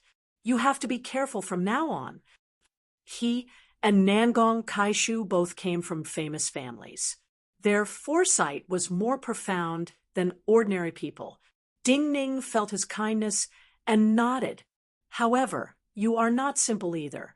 2 Realm 5 and 1 Realm 4 cultivator. If it were anyone else, they would have been killed long ago. Ever since the Sword Trial Festival, Xie Changsheng had admired Ding Ning. He looked at Ding Ning with even more admiration. If this news spreads, your position on the Sword Trials Book of Talents will not just be 72. You will rise greatly. Why have all of you come today? Ding Ning said with a frown. What is the Sword Trials Book of Talents? Of course we have to visit friends in the new year. Even if you are not my brother-in-law now, do not be so unreasonable. Xie Changsheng casually took out a thin booklet and handed it to Ding Ning. He said, In a month or 2, copies of this will be everywhere. It will not be valuable. However, this is the first batch. It took me a lot of effort. Nangong Kaishu smiled slightly and explained softly, This Sword Trials Book of Talents is an evaluation made by the Hongyang Academy from all the cultivation places that qualify to attend the Min Mountain Sword Trials, as well as all the young talents who have been recommended. Then, this is a book equivalent to a ranking of strength. There is something like this. Shun Yi was shocked and asked in disbelief. Xie Changsheng said 72 before. Does the Hongyang Academy only rank Ding Ning 72 in this book? Is this accurate? Nangong Kaishu explained, The Hongyang Academy is not a cultivation place. It is an academy of the Bureau of Revenue. Some of the statistical matters, especially the registration and compilation of the cultivators of the Qin dynasty, are all done by them. Even for some cultivators who are not in cultivation places, they will do their best to investigate the latest situation and record the information. Now, the scope has been narrowed to the young talents who may attend the Min Mountain Sword Trials. The book they compile should be the most authoritative. Of course, this is just an evaluation based on cultivation and swordsmanship. It does not consider how well they can perform in battle and counter each other. Chunyi's face suddenly paled. At this time, he admitted that he was not as good as Ding Ning. Even if this was just a basic comprehensive evaluation, there were so many experts in Changling. At this time, Zhang Yi came out of the kitchen with hot tea. He heard Nangong Kaishu answer Shun Yi and saw Shun Yi's pale face. he could not help but comfort. Little sect brother, Chongling is very large and has many people, many times more than Guangzhou. Chen Yi didn't say anything. At this time, he was just thinking, if even Ding Ning was only ranked 72nd, then who was ranked first by the Hanyang Academy's people? Who was the most outstanding young talent? Zhang Yi was also very curious. He first poured a cup of hot tea for Shui Wangshu to warm his hands. Then he looked at the thin book in Ding Ning's hand and asked, who is ranked first? Is it Dugu Bai of the Dugu Marquisate establishment? Dugu Liangsheng of the Dugu Marquisate establishment used primal energies of the universe and battle energy as medicine. His son, Dugu Bai, was famous in Chongling. Almost all the cultivation places in Chongling had heard before the year that he had returned from the Mabe and prepared to attend the Min Mountain Sword Trials. I originally thought it was Dugu Bai, but when I opened it, I found it was not. Xie Changsheng blinked at Zhang Yi's words and said proudly, then who is it? Even Shui Wangshu stilled slightly and looked at the thin book in Ding Ning's hand. Even in his view, the child of the Dugu Marquisate establishment, who was definitely in Realm 4, should be ranked first. Ding Ning sat down next to Shui Wangshu and flipped to the first page with a serious expression. Since he had decided to win at the Min Mountain Sword Trials and give Shui Wangshu the greatest glory, then everyone in this little book was his opponent. He had heard many things about Dugu Bai. Even if he took out all his hidden strength with his present cultivation, Dugu Bai should be a very threatening opponent. Now, Dugu Bai was not first. This meant that the Min Mountain Sword Trials was not completely without variables for him, and he could not obtain it just because he wanted it. First, lying home. But the moment he saw the name, Ding Ning was slightly startled. This was definitely a very rare surname. Zhang Yi could not help but widen his eyes. He had never heard of this name before. He couldn't help but quickly read on. Estimated cultivation, Realm 4 second class. Cultivation place, overseas islands. This thin book of talents did not reveal much information. It only recorded these 3 things about each cultivator. Overseas islands referred to the island countries that the Qin dynasty often traded with and produced spirit medicines. These island countries were barren. After hundreds of years of trade, their lifelines were firmly in the hands of the Qin dynasty. While there were cultivators, few cultivators would come to Chongling. It was likely the first time someone had participated in the Min Mountain Sword Trials like this, and this person was highly valued by the Hanyang Academy and ranked first. Ding Ning frowned slightly.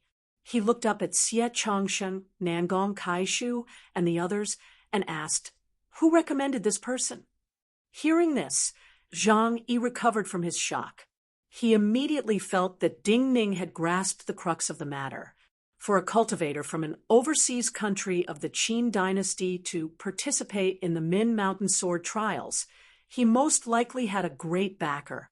Hearing Ding Ning's question, Xie Changsheng was slightly proud. He said softly, I have asked around.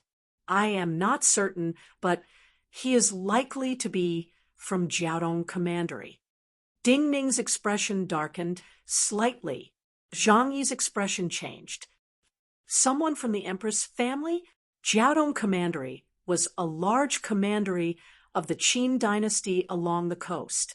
Everyone in the Qin dynasty knew that while Empress Zhengxiu was from the Qin dynasty, she was able to become the empress because of her cultivation, beauty, and intelligence. The other most important reason was that her paternal family, the Zheng family, had astounding power in Jiaodong Commandery. In reality, before the Yuanwu Emperor ascended the throne, Jiaodong Commandery was the territory of the Qin dynasty in name, but in reality, it was like an independent dynasty under the Zheng family's jurisdiction. Before the Yuanwu Emperor ascended the throne, the Zheng family even had some secret agreements with the Qi dynasty. The Yuan Emperor was able to ascend the throne largely due to the Zheng family's support. The earliest armored fleets of the Qin dynasty belonged to the Zheng family. At that time, the Zheng family had the ability to dominate the seas. The Hongyang College is filled with stubborn old scholars. They will not give the emperor's face. Xie Changsheng looked at Ding Ning and said seriously, "So this Lai Yinghong should have power and may have astounding accomplishments overseas. You have to be careful." Ding Ning nodded and flipped to the second page. The name on the second page was still not Dugubai's. Second, Yi Haoren, estimated cultivation, realm 4 second class, cultivation place, Li Lingjuan's establishment. The origins of this young talent were clear at a glance. Thinking of the snow dandelion sword he encountered at the sword trial festival, Ding Ning's gaze turned cold. He said in a slightly disdainful tone, "Li Lingjun really is meticulous and has people he can bring out at any time. But the nobility of Chongling are really broad-minded to let the people of Li Lingjuan's establishment attend the Min mountain sword trials." Nangong Kaishu looked at him, hesitated, and said softly, "Li Lingjun may return to the Chu dynasty to take over the throne, so it is possible that some of the nobility of Chongling have some conditions with him. This should only be a small part of the transactions between important people." Zhang Yi frowned slightly. The trade-offs between the truly important figures in the imperial court were too complicated. Those who had not reached a high position would not be able to understand them. Thus, he had no interest in these things. He only wanted to know if the third person was Dugubai. Yet when Ding Ning flipped to the third page, what appeared in his sight was still not Dugubai, but a name that he, Ding Ning, and Xue Wangshu would never have expected. Chapter 126. Third, Ku Shichuan. Estimated cultivation. Realm 3 first class. Cultivation place. Shadow Mountain Sword School. Zhang Yi looked at the name on the third page and said in shock and puzzlement, "How is this possible?" Xie Changsheng shrugged and said, "We did not believe it at first sight because the fourth is Dugubai. We did not believe that he could rank ahead of Dugubai. Also, the fourth Dugubai has realm 4 second class cultivation. How is this possible?" Shen Yi asked in puzzlement.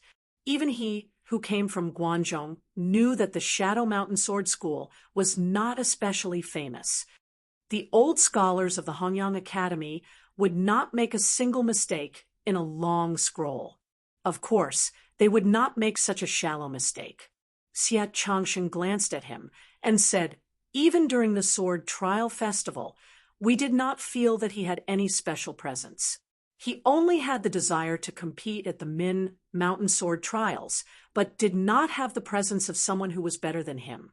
So the only possibility is that he had a special encounter after the sword trial festival."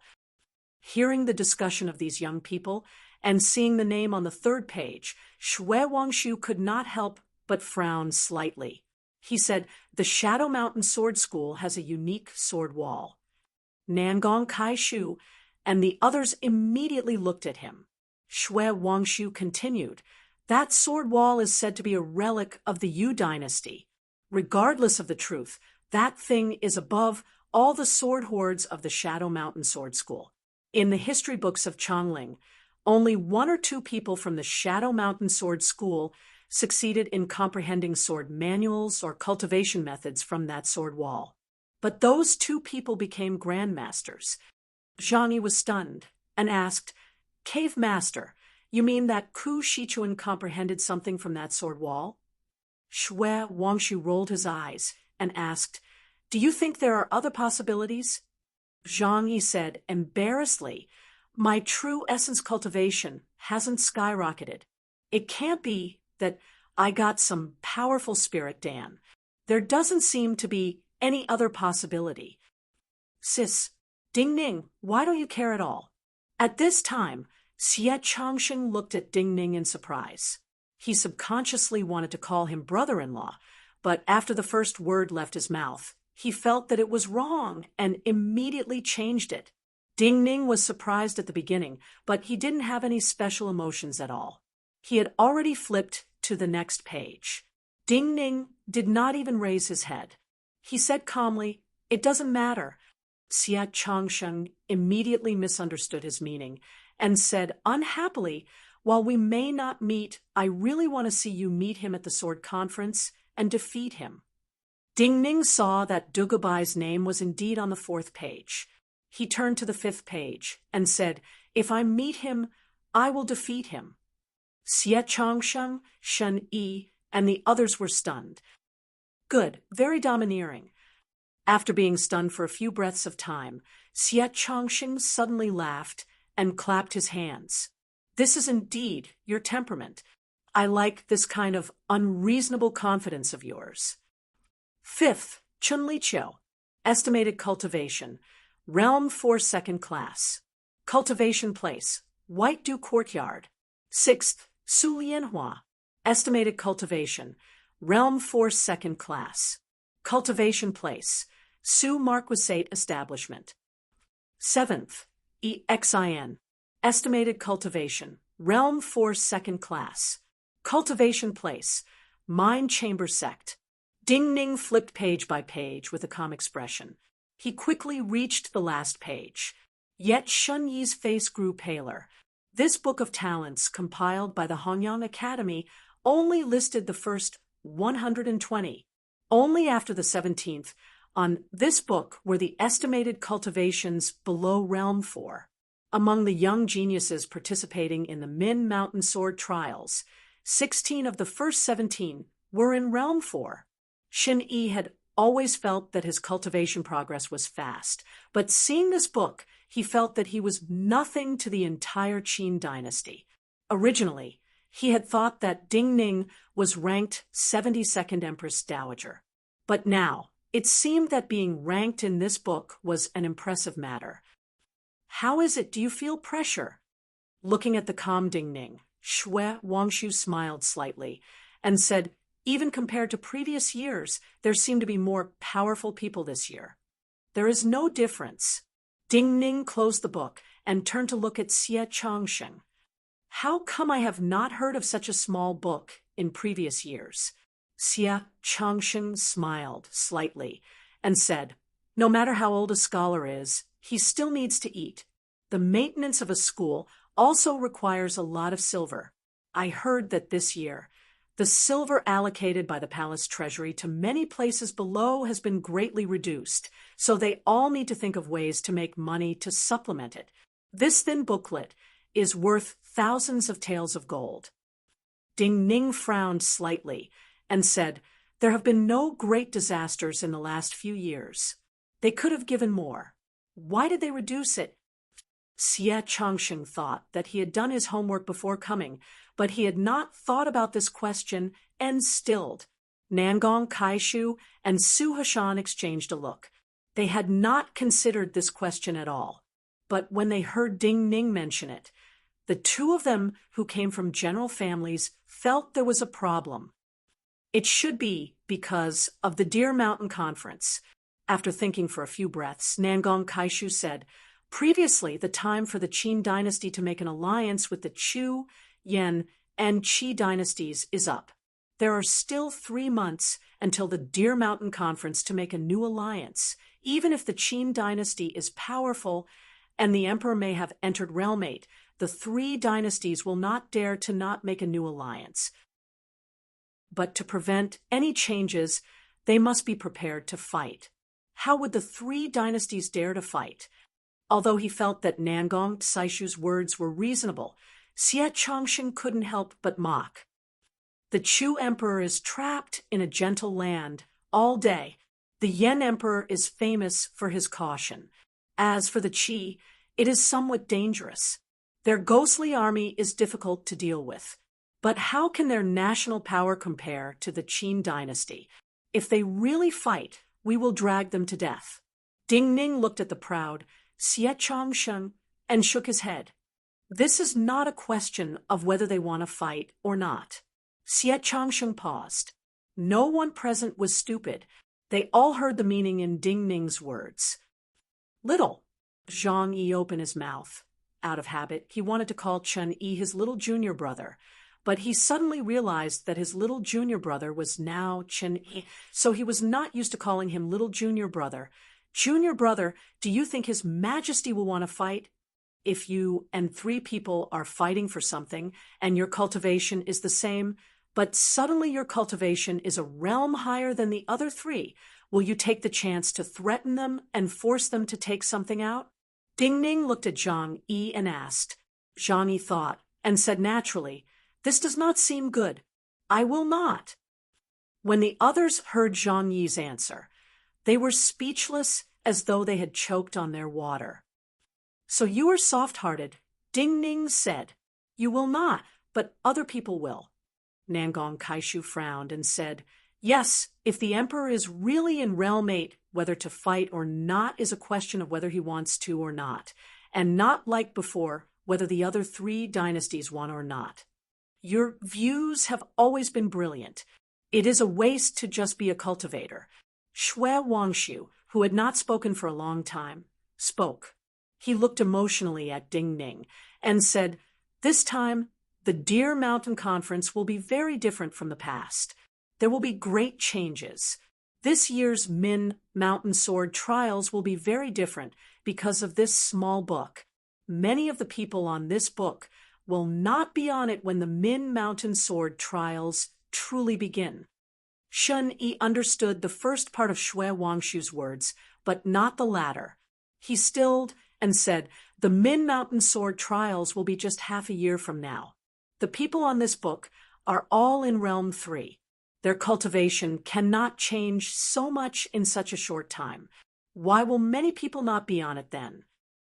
Inferior is inferior. Xie Changsheng glanced at Chen Yi contemptuously and said, "If you were also in this book, and you saw someone you thought was inferior to you in front of you, wouldn't you be unconvinced and challenge him? If your words are vicious enough, and you lose miserably, will the loser have the face to attend the Min Mountain Sword Trials this time?" Chun Yi's eyes widened as he finally understood what was going on. Which young talent wasn't proud and arrogant, unless there was a clear gap between them and Dugu Bai and the others. How could they possibly be convinced? Thinking of the consequences this small book would cause, he couldn't help but say in shock, "This book of talents is like a challenge book. Many people will not be able to resist challenging those ranked at the front. So this year's Min Mountain Sword Trials is like the preliminaries have already started." After saying this, he understood the disdain in Xie Changsheng's words. He glanced at Xie Changsheng and Ding Ning and said humbly and seriously, "Of course, I am not as good as senior sect brother Ding Ning." Xie Changsheng snorted and was embarrassed to say more. He turned to look at Ding Ning and said seriously, "This is the greatest reason Kaishu called us to give Cave Master a New Year's greeting. And see you. This is not good for you. If you start early, you will not have enough time to cultivate. Even if it is up to you whether you accept other people's challenges, it will be troublesome.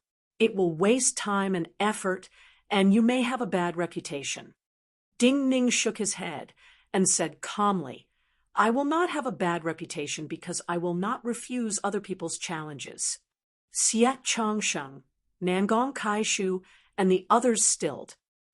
"Apologies, I have to use you as an example," Ding Ning said to Shen Yi, and then said, "Cultivation does not have to rely on meditation.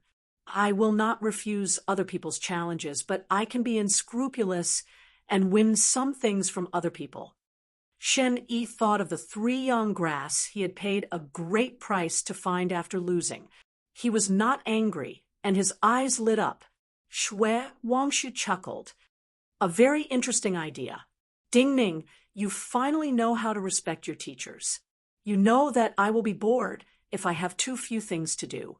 Also, those ranked at the front would be embarrassed to challenge you, right?" Ding Ning smiled slightly and said, "The more you win, the more glorious you will be. You feel you are certain to win. Could it be that your name is Changsheng? Xie Changsheng said with a frown. But in the next moment, he smiled again. But I still like your unreasonable confidence. Chapter 127. There was an old library in the eastern suburbs of Chongling that was under the jurisdiction of the warden's office. Most of the books stored inside were maps and books on hydrology. Usually, there were no people here. When some of the ditches were being cleaned, some officials would come to check some maps to avoid making mistakes or blocking some underground ditches that were only used to prevent flooding. The sky gradually darkened. A tall and brawny man sat openly in the hall of this old library. He placed a charcoal stove in front of him and boiled a pot of mutton soup. He held a wine gourd and drank by himself. His cup was dripping, and he had an arrogant presence, as though no one else was present. The wind blew and the charcoal fire dimmed slightly. A black-robed advisor appeared at the door with a dark expression. He shouted with a cold expression, "Fanjua, you should know that my general is taking great risks for you to come and go as you please in Chongling. But who did you find to be so arrogant and ignorant as to kill people in Fish Market? What intentions do you have?" Seeing the black-robed advisor so angry, the brawny man stilled slightly, but when he heard the shout, his expression immediately darkened. Murderousness came out of his vicious eyes without reason. He sneered, "Chi Pumo, you are someone who went through life and death with Liang Lian and climbed out of a pile of corpses. You are just angry, but you do not even know your own identity and ours. Who do you think we are? I am sitting here right now. My palace master is reading upstairs. You dare to be so rude and shout. If you disturb him, do you think I will not dare to kill you?" This arrogant and vicious man was one of the great rebels of Cloudwater Palace, Fan Zhua. The palace master he spoke of was naturally by Shan Shui. Chi Pumo had been furious, but when he saw Fan Zhua's vicious gaze and heard the words palace master, his heart turned cold. He immediately understood that the other was a reckless and unrestrained existence. The magical power of the 3 words by Shan Shui instantly squeezed out a fine layer of cold sweat on his back. He took a deep breath and said, "I had not expected Palace Master Bai to be here. I have been rude, but you were entrusted by others and naturally have to be loyal. Now, your people have failed to assassinate and left one alive in the hands of the Divinity Bureau. I do not know what the consequences will be. You actually failed." Fan Zhua put away his murderousness and looked coldly at him. Only now did he start to consider the advisor's words. Fugitives naturally have the ability to fugitives. Those 3 are truly poisonous snakes, not the arrogant and ignorant trash you speak of. One of your provincial governors were assassinated by the 3 of them. They must have bad luck. Otherwise, with their strength, what problem would there be in Fish Market to kill a youth who just entered Realm 3? Chi Pumo calmed down slightly and said slowly, "In the first year of Yuan Wu, the Empress wanted to flatten the underground powers of Fish Market in one go, but in the end, she stopped. Other than some old people in court, there must be grandmasters in Fish Market and not ordinary grandmasters. The 3 poisonous snakes you speak of must have underestimated Fish Market, just like you. One of them has been sent to the Great Floating Water Prison by the Divinity Bureau." Great Floating Water Prison. Fan Zhua looked disdainfully at him and said, "They use a sledgehammer to kill a chicken. What can they get out of sending him to the Great Floating Water Prison? Even if they get something, they will not be able to trace it back to you and Liang Lian. What do you have to worry about?"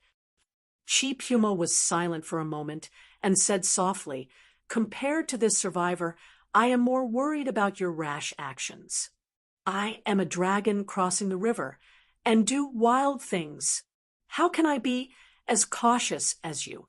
Fan Zhua smiled arrogantly and said, just a gangster in Chongling. I will personally help you get rid of him. Thinking that the other did have such arrogant strength, and that Bai Shanshui was upstairs, Chi Pumo did not say anything else and left.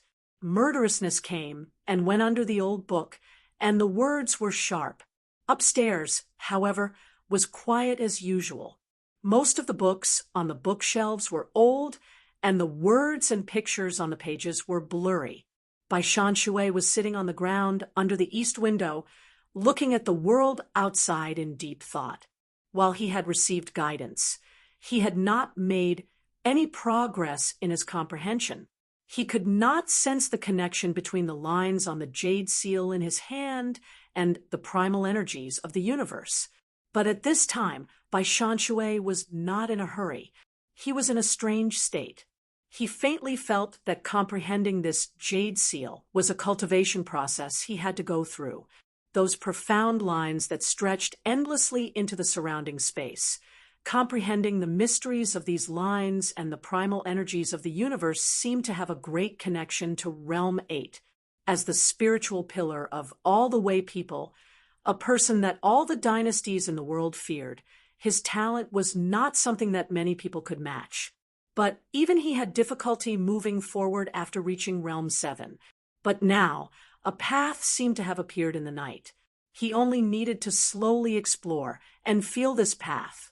So even though he was in the most dangerous Chongling, he, who was in a wondrous state, was calmer than at any other time. Because it was truly a rare moment of absolute peace. There were even many pure white and sparkling water droplets that naturally appeared around his body. As if they were alive, they slowly moved rhythmically, enveloping his body in a layer of strange radiance. Not long after Chi Pumo, who did not hold a position in the Tiger Wolf army but was Liang Lian's most trusted aide, left the old book building, a straight figure suddenly appeared in front of him. Chi Pumo immediately paused, nodded, and said, "General, there is no need to remind or threaten them to do anything. They know what to do." Liang Lian, who appeared in front of him, said coolly, "Also, they are not people that can be judged with common sense. Both them and the people of the Zhao Sword Furnace do not care about life and death. They are people that, if they can pass Realm 8 and kill the person they want to kill with one blow, they will be happy even if they die." In the bedroom in the backyard of the Falling Parasol wine shop, Ding Ning, after bathing in hot water, was carefully applying the whale jade ointment to his body. This was a kind of slightly yellow and translucent ointment. Just from the soft popping sounds coming from Ding Ning's periosteum as he applied the ointment, it was possible to imagine the power of this rare ointment. But this ointment had a faint smell of the sea and was not very pleasant to smell. So even through a thick curtain, Zhang Sun Qianxue could not help but frown. Sensing Zhang Sun Qianxue's displeasure, Ding Ning smiled slightly and said softly, "I am not used to this smell. Tomorrow, I will help you buy some nice-smelling incense. This whale jade ointment can prevent people from suspecting your body. Your body is not as weak as it looks." Zhang Sun Qianxue did not respond to his words and said coldly, "But Sikong Lin gave you such a great gift. What problem does he have?" Ding Ning shook his head. "I do not know, but while Sikong Lin's position is high, he is not as extravagant as the Marquisate establishments. This gift is naturally more important to him. Presumably, he wants to bet on me. But as for what I will help him in the future, I will only know when I reach a certain level of cultivation." Zhang Sun Qianxue was silent for a moment and said, "Even an assassination like this was not able to harm you. It seems you are more confident than I imagined." Ding Ning's expression grew grave. He said seriously in the darkness, "I am already walking too fast, but you cannot be faster. You need to be more patient.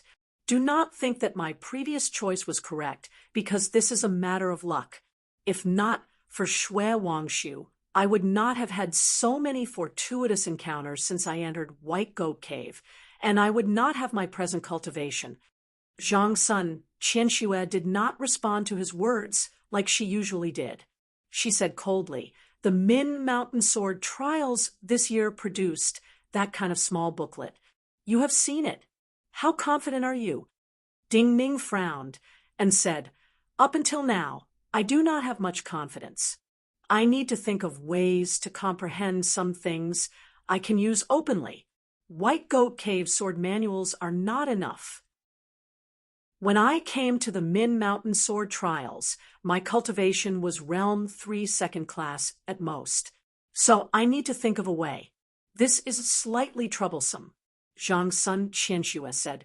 "Even you do not have the confidence to fight above your realm. Are the people in the booklet really so powerful?" Ding Ning sneered and said, "The most powerful people may not be on that list because I know the Empress methods. She usually has ambushes and backups, and they are more powerful." Zhang Sun Qianxue thought, and felt that it was too troublesome to understand these people's personalities. So she was too lazy to think, closed her eyes, and started to cultivate. Ding Ning sensed her breathing and grew silent. She was not so complicated, or rather, too simple. But the simpler she was, the more valuable she was. On the morning of the next day, Ding Ning woke up like usual and started to cook porridge. But to Ding Ning's surprise, Zhang Yi's voice broke through the morning silence. "What is it?" Ding Ning opened the door to the shop and looked at Zhang Yi, who was waiting anxiously at the door. "Cave Master is up. Xie Changsheng and the others sent carriages to pick them up. They say there are people in the booklet fighting in public. Junior sect brother, hurry! If Cave Master does not see it in time, he will be angry again." As Zhang Yi spoke, he dragged Ding Ning towards the door of Shui Wangshu's little courtyard. Ding Ning frowned slightly. "Who is it?" Chapter 128. They say it is Chun Lufeng, ranked 37th, against Fang Wuk, ranked 35th. Zhang Yi was a gentleman. While he feared Shui Wangshu would be angry, he still asked, after taking 2 steps, "Is there anything going on in the shop? Should I tell your aunt?" Ding Ning shook his head and said, "No need." With Zhang Sun Qianxue's cultivation, nothing in this alley could escape her perception. While the porridge on the stove was not boiling, it did not matter. The Xie family was wealthy in Guangzhou. Xie Changsheng usually spent money like water and was very ostentatious. At this time, there were 2 grand carriages waiting in front of Shui Wangshu's courtyard. The horses pulling the carriages were all green windchaser foals from Longxi County. Their fur was glossy and shiny, without a single trace of impurity. The carriages were decorated with white jade and gold leaf, giving off a grand and majestic air. Shui Wangshu and Shun Yi were already on one of the carriages. Seeing Zhang Yi anxiously drag Ding Ning over, Shui Wangshu couldn't help but smile in relief. It was worth it to have a few disciples who were so anxious for their whims when they were old. Xie Changsheng had arranged well. There was even food and wine in the carriages. When Zhang Yi and Ding Ning got on, the drivers of the 2 carriages started to drive at their fastest speed. Ding Ning took a piece of dry bread and slowly tore it to eat. He asked Zhang Yi, "Where are the 2 fighting?" Zhang Yi said, "At the Little Zhou River's chrysanthemum slope." "That is not far." Ding Ning asked, "What grudges do the 2 have?" The Little Zhou River was a wild river in the south of Chongling. The 2 sides of the river were slightly high, like 2 small hills. Usually, they were used for sheep grazing, but in the autumn, the 2 sides were full of chrysanthemums. Many people would go there to play. There were some stone towers used in the past to pass on military information. Now, they were used as viewing platforms. For the cultivators of Chongling, this was the best place for public duels. People on both sides of the river could see the battle there clearly. I only know that Chen Lufeng is an outstanding student of Moon Sea Sword School and cultivates the blue sea tide sword. Fang Wu's teacher is Tian Hanyang of Tianjing Sword School and should cultivate the stone cave sword. Zhang Yi said apologetically. As to what grudges the two have, I fear we will only know when we arrive. Hongyang Academy's ranking of the Book of Talents was based on many factors. Chen Lufeng and Fang Wu were only ranked 37th and 35th in this public duel. But Ding Ning, who had won the Sword Trial Festival, gained the limelight with Xue Wangshu defeated Shen Yi and broke the cultivation record, was only ranked 72nd. Nangong Kaishu and the others did not even rank in the top 100. These 37th and 35th were existences that most young people in Chongling looked up to. In the morning, there were countless carriages parked on the two sides of the Little Zhou River. The carriages that came later were unable to stop close to the stone platforms. Seeing that the carriages he had sent to carry Xue Wangshu, Ding Ning, and the others had not yet arrived, Xie Changsheng could not help but feel anxious.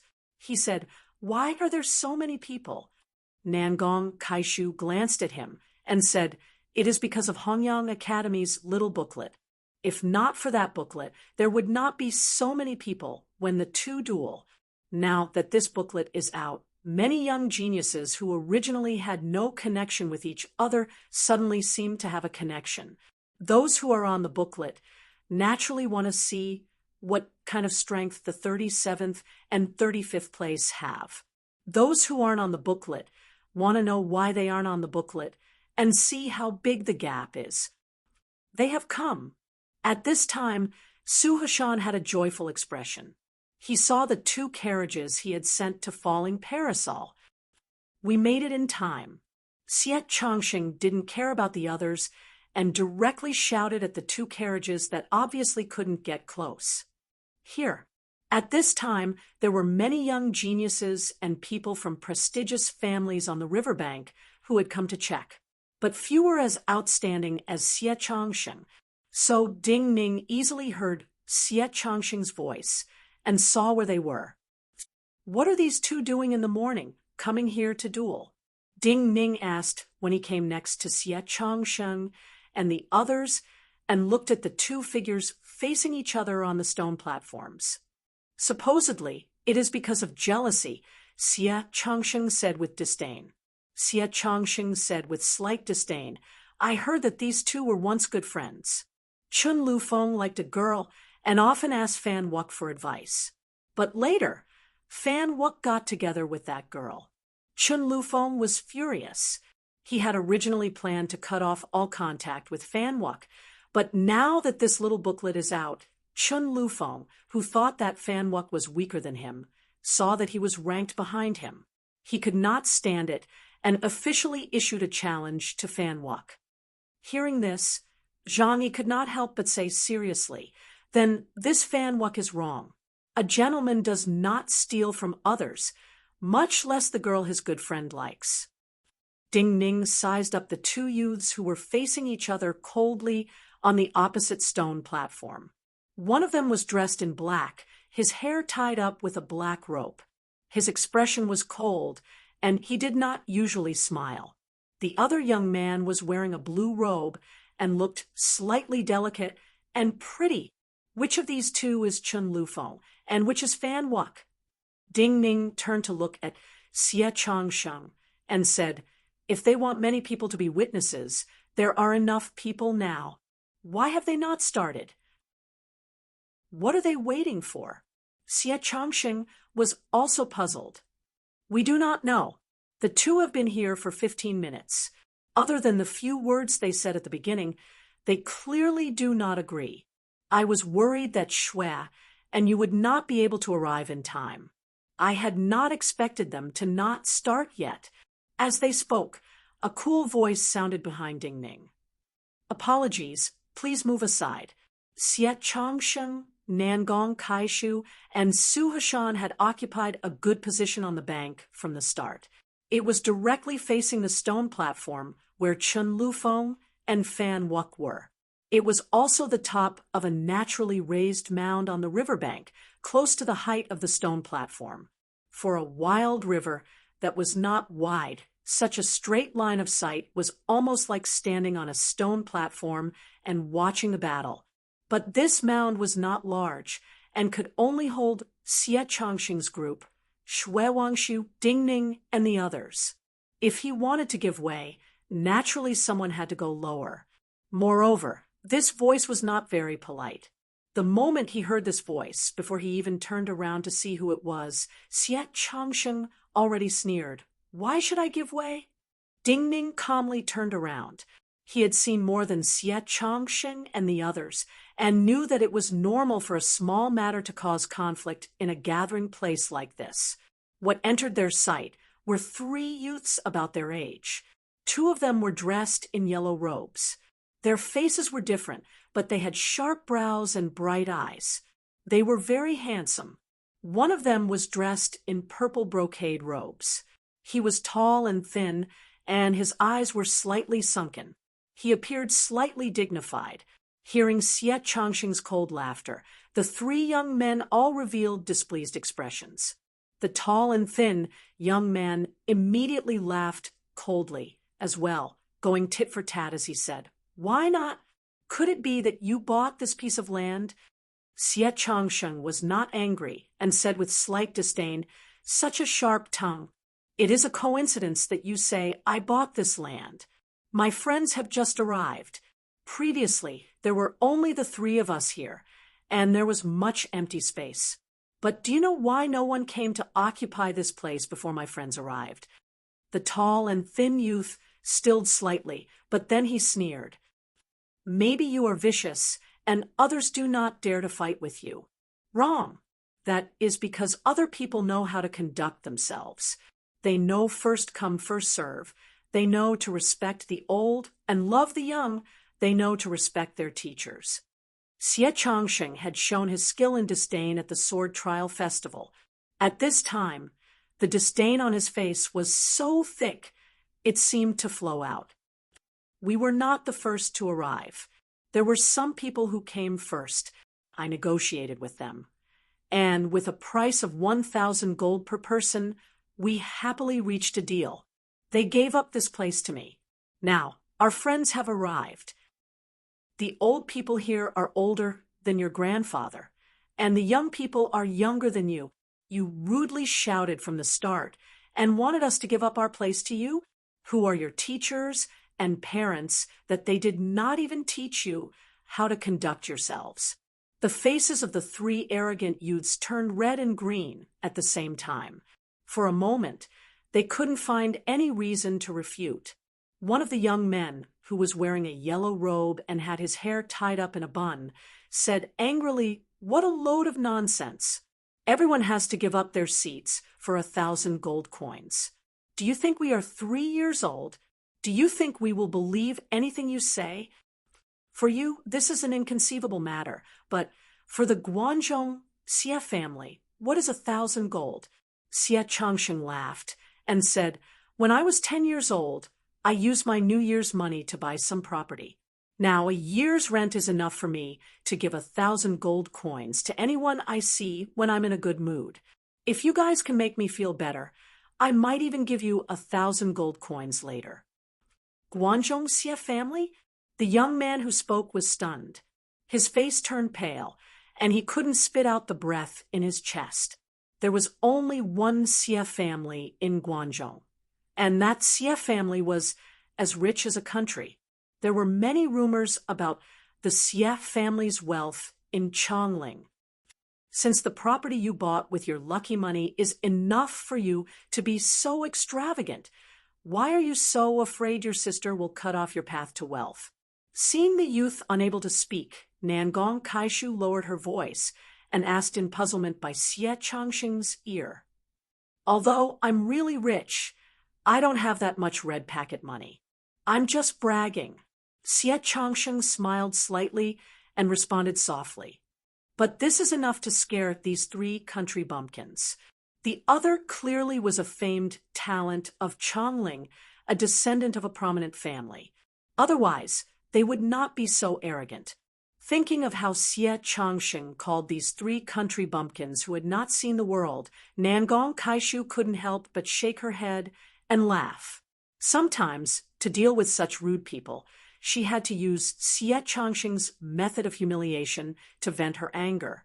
However, at this time, the expression of the thin and tall youth in a dark purple robe changed. He said coldly, "I was wondering who it was." "So it is the useless prodigal son of the Xie family in Guangzhou.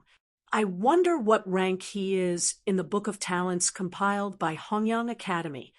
Xie Changsheng's expression turned cold. He said, "Who are you? What is your ranking?" The tall and thin youth sneered. "This one is Lu Duofeng, ranked 81st. After saying this, he looked disdainfully at Xie Changsheng. He wanted to see how speechless and ashamed Xie Changsheng would be. However, what he did not expect was that Xie Changsheng looked at him with an even more pitiful gaze.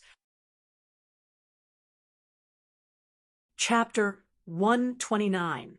The three proud youths stilled. "You are not as good as yourself, but you can still act so rationally after bringing out Ding Ning. You can do it." Nangong Kaishu glared at Xie Changsheng and whispered by his ear. Xie Changsheng did not feel ashamed and was slightly proud. He said, "When arguing, you have to be righteous. You have to suppress others in terms of presence." "You have not asked." Among the three arrogant youths, the thin and tall youth, Luo Duofeng, who was ranked 81 on the Book of Talents, asked with a solemn expression as he bowed to Ding Ning. Ding Ning said calmly, "Green Vine Sword Academy, White Goat Cave, Ding Ning." "So you are Ding Ning?" Ding Ning of the Green Vine Sword Academy, ranked 72 on the Book of Talents. The gazes of the three arrogant youths involuntarily landed on Shui Wangshu, who was wearing a leather hat and extremely thick clothes. Looking at the attitude of the people around them towards Shui Wangshu, they immediately realized the identity of this old man. However, the expressions of the three of them immediately became strange. For the Guangzhou Xie family, money is like dirt. I think you must have seen the Book of Talents of Hongyang Academy. Lu Duofeng's lips curled up slightly. He pointed at the two youths dressed in yellow robes next to him and said, "I cultivate at Mount and Sword Tower, but these two cultivate at Yellow Cloud Grotto Heaven. They are Zhou Xie, ranked 86 on the Book of Talents, and Xin Jianli, ranked 91. Maybe you have some impression." Zhang Yi had been suspicious when he saw the robes the two wore. Now that he was sure, he had a shocked expression. Yellow Cloud Grotto Heaven was a cultivation place on the same level as Shadow Mountain Sword Academy. It was much larger than White Goat Cave and Green Vine Sword Academy. As to Zhou Xie and Xin Jianli, they were famous in Chongling. The two had reached Realm 3 second class last year. Then they left to cultivate and went to the border between the Qin dynasty and the Yuezhi. Supposedly, they had killed many bandits there. In fact, Zhang Yi couldn't figure out why the two of them were ranked so low. Yesterday, he had carefully read the small booklet. He thought that Ding Ning would have an impression. Unexpectedly, after hearing Lu Duofeng's introduction, Ding Ning's gaze swept across the two youths in yellow robes. Ding Ning said calmly and straightforwardly, "No impression." Zhang Yi was stunned. "Junior brother?" Ding Ning turned his head to look at him and said, "Why should I have an impression of those who are ranked below me?" As soon as these words were spoken, Xie Changsheng immediately burst into laughter. He felt that this brother-in-law was really to his taste. Hearing this, Luo Duofeng, Zhou Xie, and Xin Jianli were furious. Xin Jianli, who had been silent all this while, sneered. "Actually, we also don't understand why Hongyang Academy placed you before us." Xie Changsheng said proudly. Do you understand the gap now? Xin Jianli said expressionlessly. No, I understand that he is ranked ahead of us because he has a rich friend like you. If Hongyang Academy does not lack money, they would not have made such a small booklet. But I am curious why you did not rank yourself. Do you feel that you are not strong enough and will only make a fool of yourself if you attend the Min Mountain Sword trials? Xie Changsheng immediately changed expression and said angrily, You mean that I bribed Hongyang Academy? Xin Jianli sneered. How would I know? Xie Changsheng was furious and was about to speak when Ding Ning glanced at him and said calmly, There is nothing to argue about. Hongyang Academy is not a cultivation place, but there are many respected people inside. If such words spread, the ones to be punished in the future will not be us.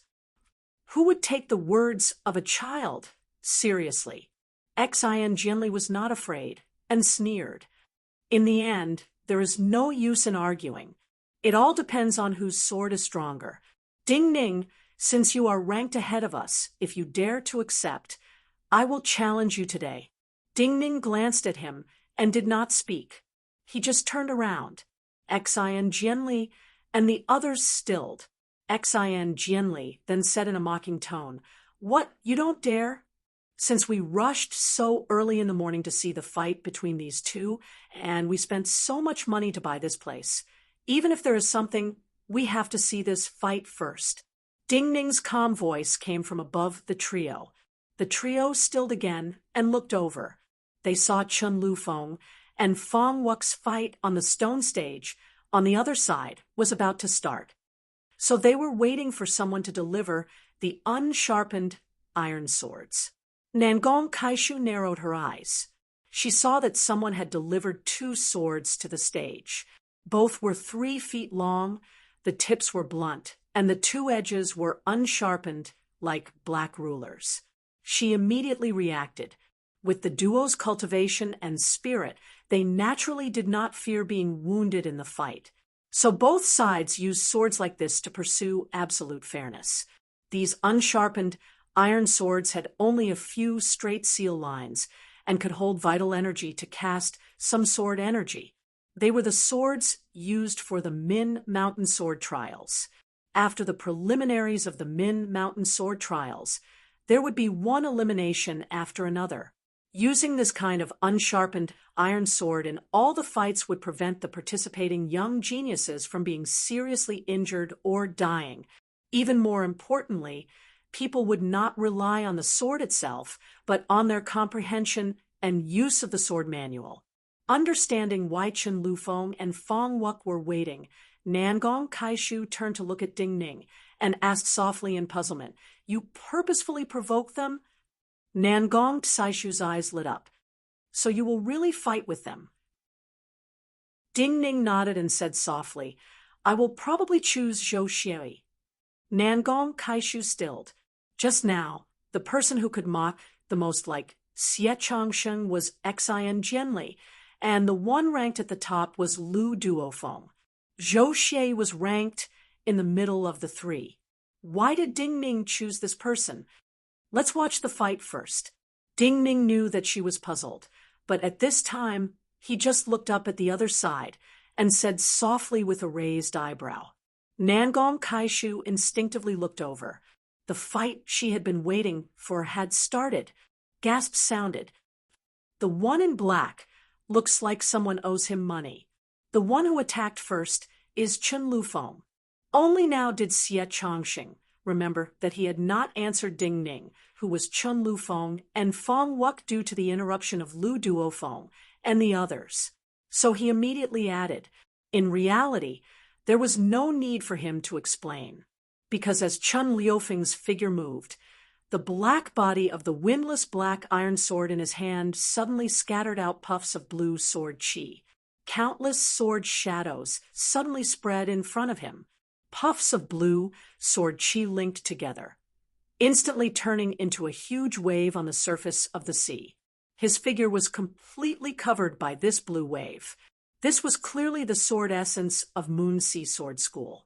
Facing such a stunning attack, Fong Wuk's unsharpened iron sword only stabbed forward in a straight line. But when the blunt sword tip reached its end, his body and wrist shook at the same time. In an instant, this sword dragged out more than a dozen sword energies in a small area. There was an explosion. Just now, the sword energy formed by his fierce and straight stab exploded in the air. Once it exploded, it was a straight and conical path. This straight line, coupled with the dozens of sword chis, looked like a spindle dragging dozens of messy threads in the air. Yet in this moment, these lines faded and disappeared. What replaced them was the gathering and explosion of primal energies of the universe. There was a muffled boom. 2 circular balls of light suddenly appeared on the stone platform. Countless energies shot out in all directions with these 2 balls of light as the center. The stone ground under the 2 balls of light seemed to be unable to withstand the impact of the energies and gave off dense and terrifying cracking sounds. Large amounts of dust and rubble sprayed out of the many cracks on the stone platform. Another wave of gasps sounded. These gasps were not due to fear of the stone platform collapsing. Even though this kind of stone platform was old and had many cracks, it was made of large rocks that weighed over 1,000 jin. Previously, there had been many cultivators with higher cultivation levels than the 2 of them fighting here, but this stone platform was still stable. The battle between the 2 of them naturally could not cause the stone platform to be completely destroyed. The gasps were endless because Fong Wuk's straight stab had clearly formed a sword seal. It looked like a straight thrust of the sword, but it brought about such a terrifying power. There were many arrogant young talents present. Some of them were at the bottom of the Book of Talents, and some of them were not on the Book of Talents. They were extremely unconvinced. But this stab was enough for them to understand the reason. Most people would not be able to withstand the first strike from the 2 of them. So strong. Amazing. Chun Yi's face paled slightly as he muttered 2 sentences to express his current emotions. At this time, the sword light had dissipated slightly. In the chaotic wind, Chun Lufeng and Fong Wuk were just 10 feet apart. The 2 had been evenly matched in the previous fight, and neither had been at a disadvantage. A shrill howl burst out from Chun Liufeng's mouth. One could see with the naked eye that an extremely pure Zhen Yuan was gushing out from his palms. He stepped to the left, and the long sword in his right hand slashed wildly to the right. The sword chi that gushed out from the dark sword tore through the air, and countless dark blue water droplets suddenly condensed. In an instant, a real water wave actually appeared in the air. Chun Liufeng's black iron sword carried this blue wave that was several times larger than his body. With a howl, it slammed towards Fong Wuk. Ocean-crushing strike. Among the spectators on the riverbank, there were people who recognized this sword momentum and cried out in surprise. The sea-grasping strike is the most powerful move of the blue sea tide sword technique, and it consumes the most vital energy. Now that this sword has been defeated by Fong Wuk, how can Chun Lufeng win? Hearing his words, Ding Ning shook his head and murmured to himself, that may not be the case.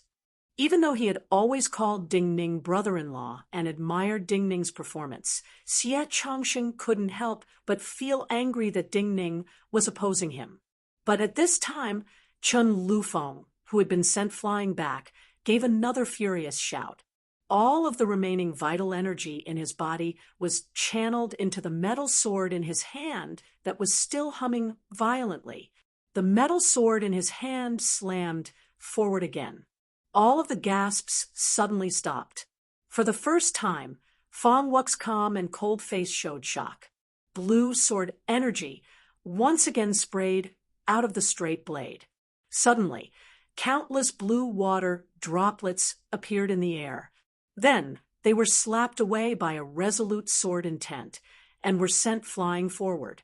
The blue water droplets collided with the disorderly water flow in the air. Waves bloomed, forming countless white splashes that smashed towards Fong Wuk. Wan Taosheng not bad, Shui Wangshu praised again.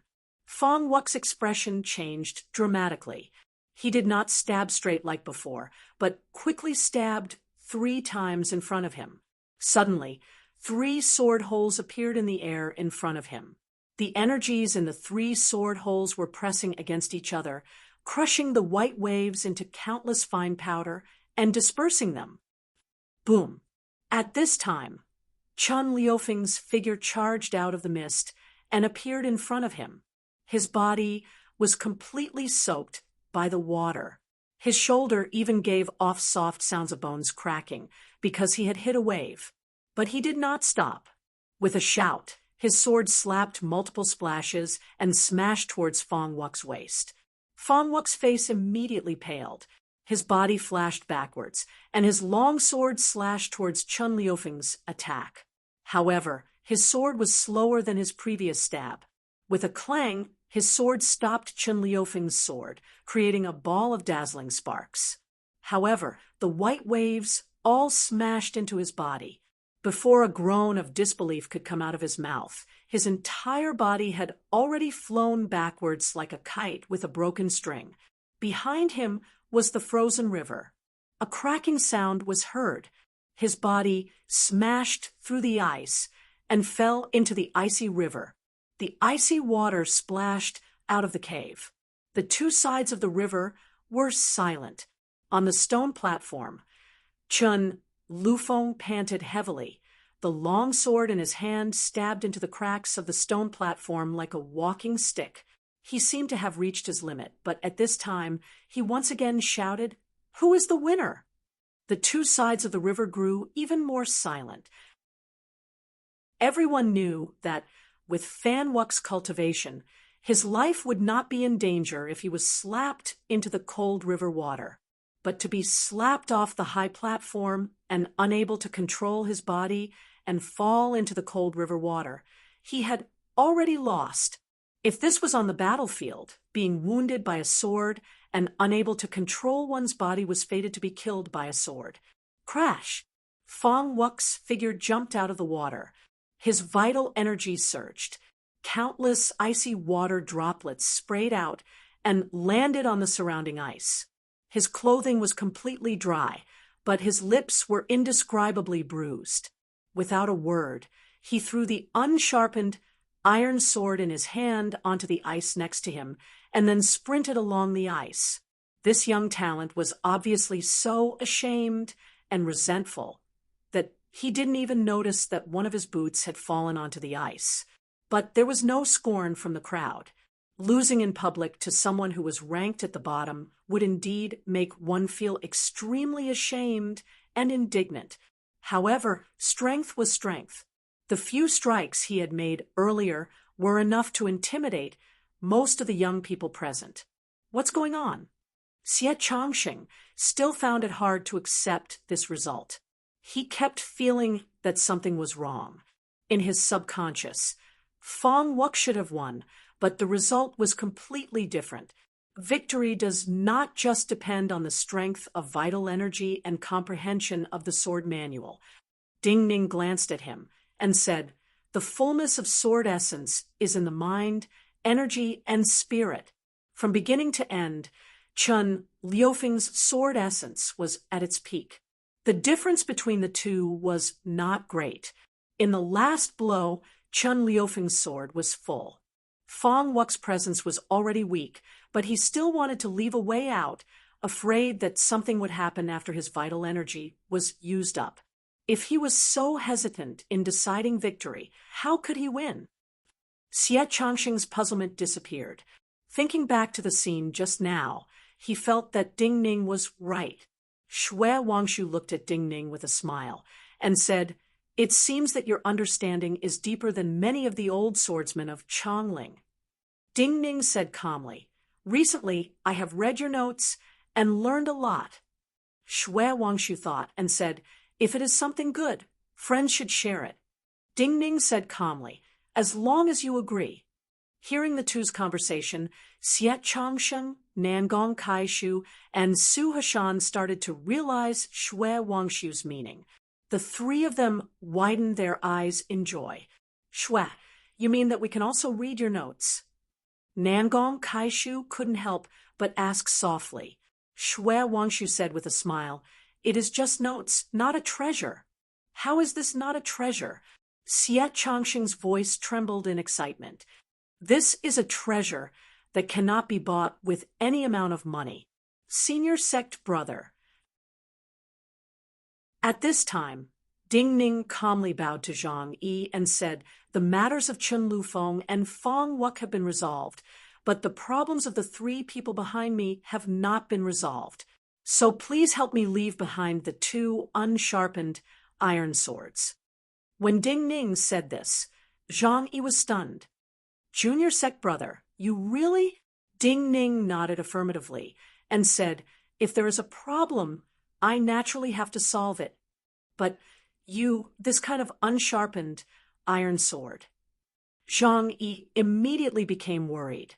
He knew very well that Ding Ning had never touched this kind of sword before. If he was unfamiliar with the sword, his swordsmanship would be very different. "Do not be wishy-washy." Ding Ning looked at him and said, "I am telling you to leave behind the swords because you are my senior sect brother, and also because you are wishy-washy.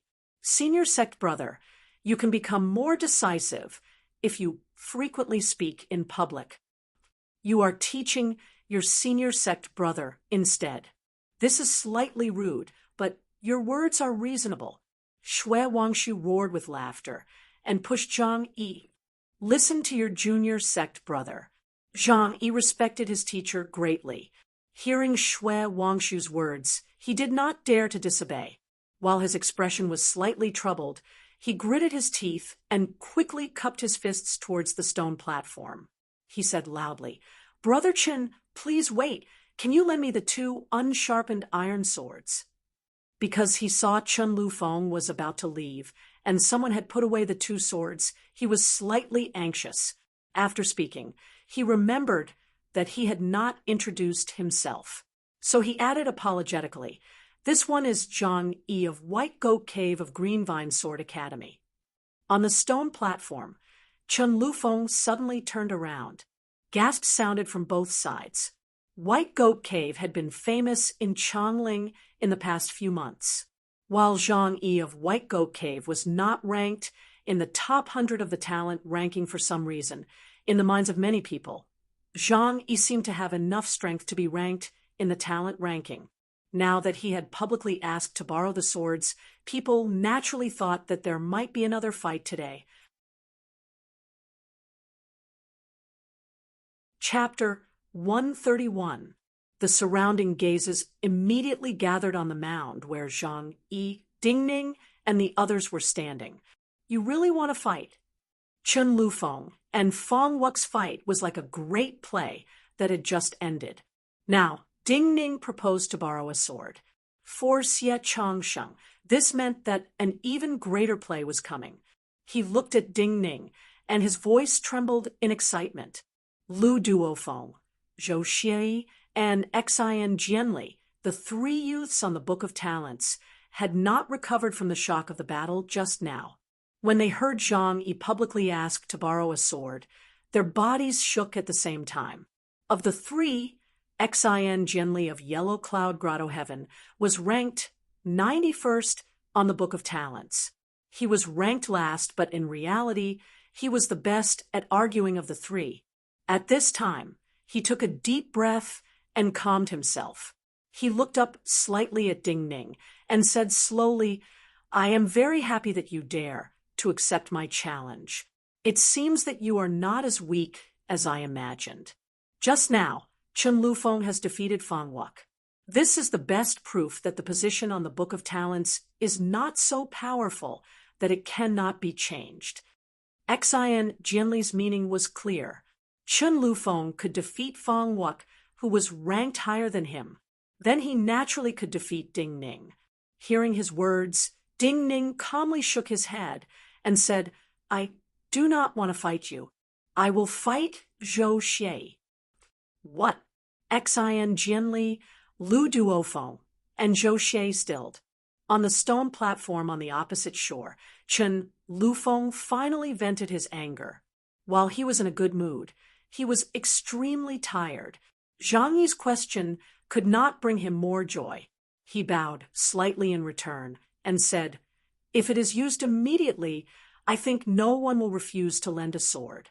It is Lu Duofeng of Mountain Sword Tower, Zhou Xie, and Xin Jianli of Yellow Cloud Grotto Heaven. They are all on the Book of Talents. Zhang Yi said, That old man is Shui Wangshu. The one with the broken sword on his waist is naturally Ding Ning. Is Ding Ning going to have a duel with one of these three? At this time, the people on the banks of the river also saw the clues, and a lot of voices sounded. While this would be a lower-ranked battle compared to Chen Lufeng and Fang Wuk, there was Ding Ning. This wine shop youth really doesn't know how to restrain himself. He's just watching a duel, and he's causing trouble out of nowhere. In a carriage parked on the riverbank, a young man in a gray robe laughed coldly. He was Ku Shichuan, the most incomprehensible person in this year's Book of Talents. Ding Ning had been the most eye-catching youth last winter. He had set a new cultivation record. People could understand why he was ranked 72nd, but most people could not understand why he was ranked 3rd. Compared to the Sword Trial Festival, Ku Shichuan was less handsome and more haggard. His face was too dry and pale, and his eyeshadow was too thick. But there was an unusual red in his eyes, and he appeared sickly after his energy was greatly damaged. But there was a sharpness in his movements that had not been there in the past. The more you show off before the Min Mountain Sword Trials, the faster you fall when it comes to the Min Mountain Sword Trials. Just like today, while Chen Lufeng won, his sword moves were seen so clearly by others. This is the work of a brute. A Shadow Mountain Sword cave teacher sitting next to Ku Shichuan sneered. No matter how this wine shop youth performs today, he will not be a threat in the future. Ku Shichuan said with slight scorn, I hope he can perform better. The Shadow Mountain Sword cave teacher next to him raised his eyebrows in puzzlement. Ku Shichuan said, I was able to comprehend on the sword wall because of him, Xie Changsheng, and the others. The better he performs, the more worried I am that he will catch up, and the harder I will cultivate. Why did you choose me? Zhou Xie waved his hand at Xin Jianli to stop him from speaking.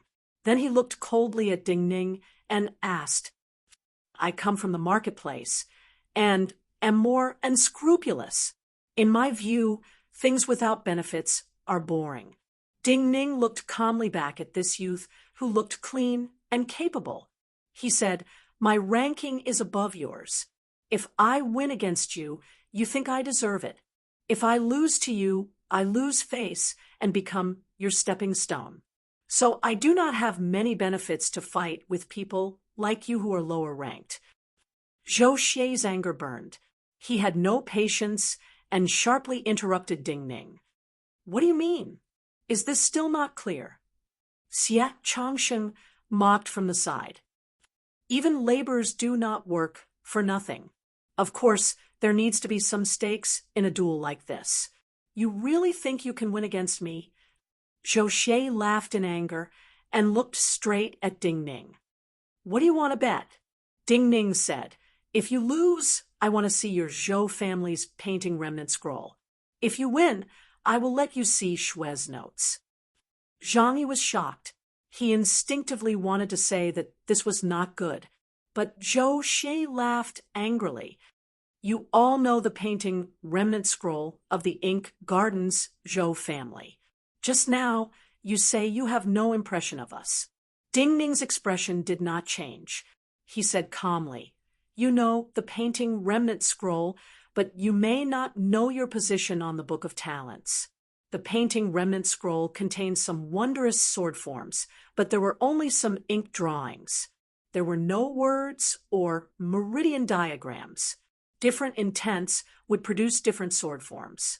I heard that the most talented person of the Ink Garden's Zhou family only managed to comprehend 3 of the moves. Your father named you Zhou Xie in hopes that you could comprehend 1 or 2 more moves. Regardless of whether we win or lose, we will limit it to 1 day. If I win, even if I read the painting remnant scroll for a day, I may not be able to comprehend anything. But if you read Shue's notes for a day, you will gain greatly. In this wager, I am going easy on you. Hearing Ding Ning's words, Shue Wangshu's murky eyes lit up. He said softly, "You know a lot from the books you read."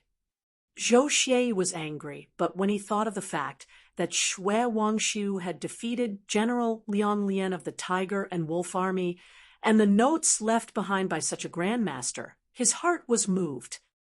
"Since this is the case, I will accept your wager. Thank you for your good intentions." After saying this, he made a gesture of invitation to Ding Ning and walked down the riverbank. "It is Zhou Xie. Zhou Xie of Yellow Cloud Grotto Heaven is going to fight Ding Ning."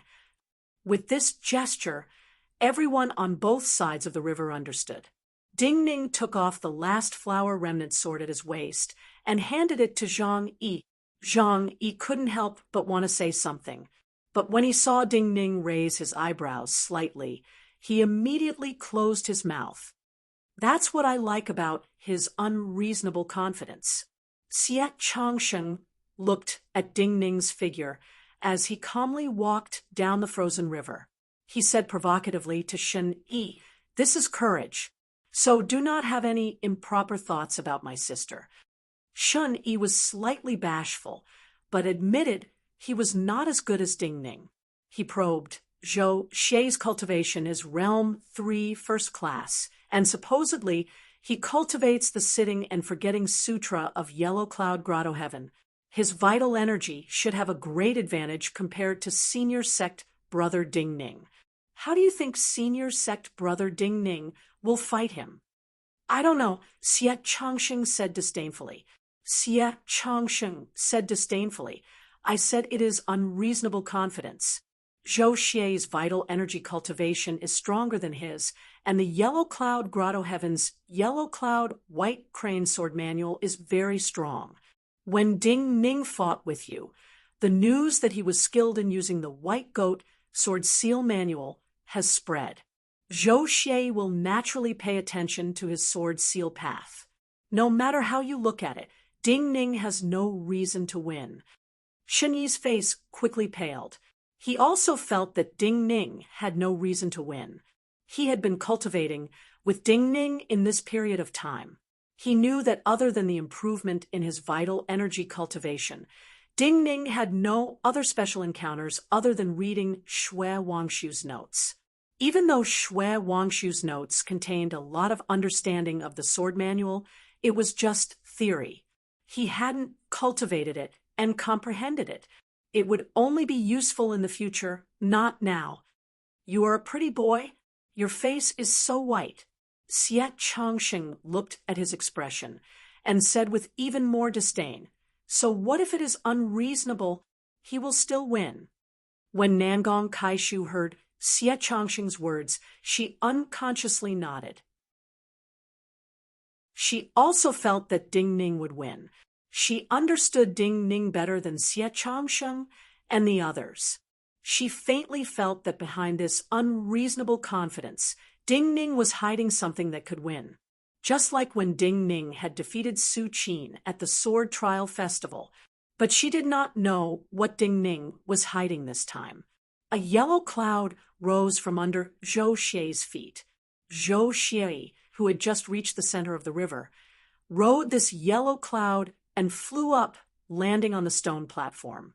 The yellow cloud continued to fly up. The pure energy did not dissipate for a long time, as though it was going to fly to the horizon. Zhou Xie stood with his hands behind his back, waiting for Ding Ning with unspeakable confidence. Cheers rang out from the crowd. On the other hand, Ding Ning casually walked across the frozen river towards the stone platform. While his cultivation is lower than Zhou Xie if he uses some sword moves, it is easy for him to reach the stone platform.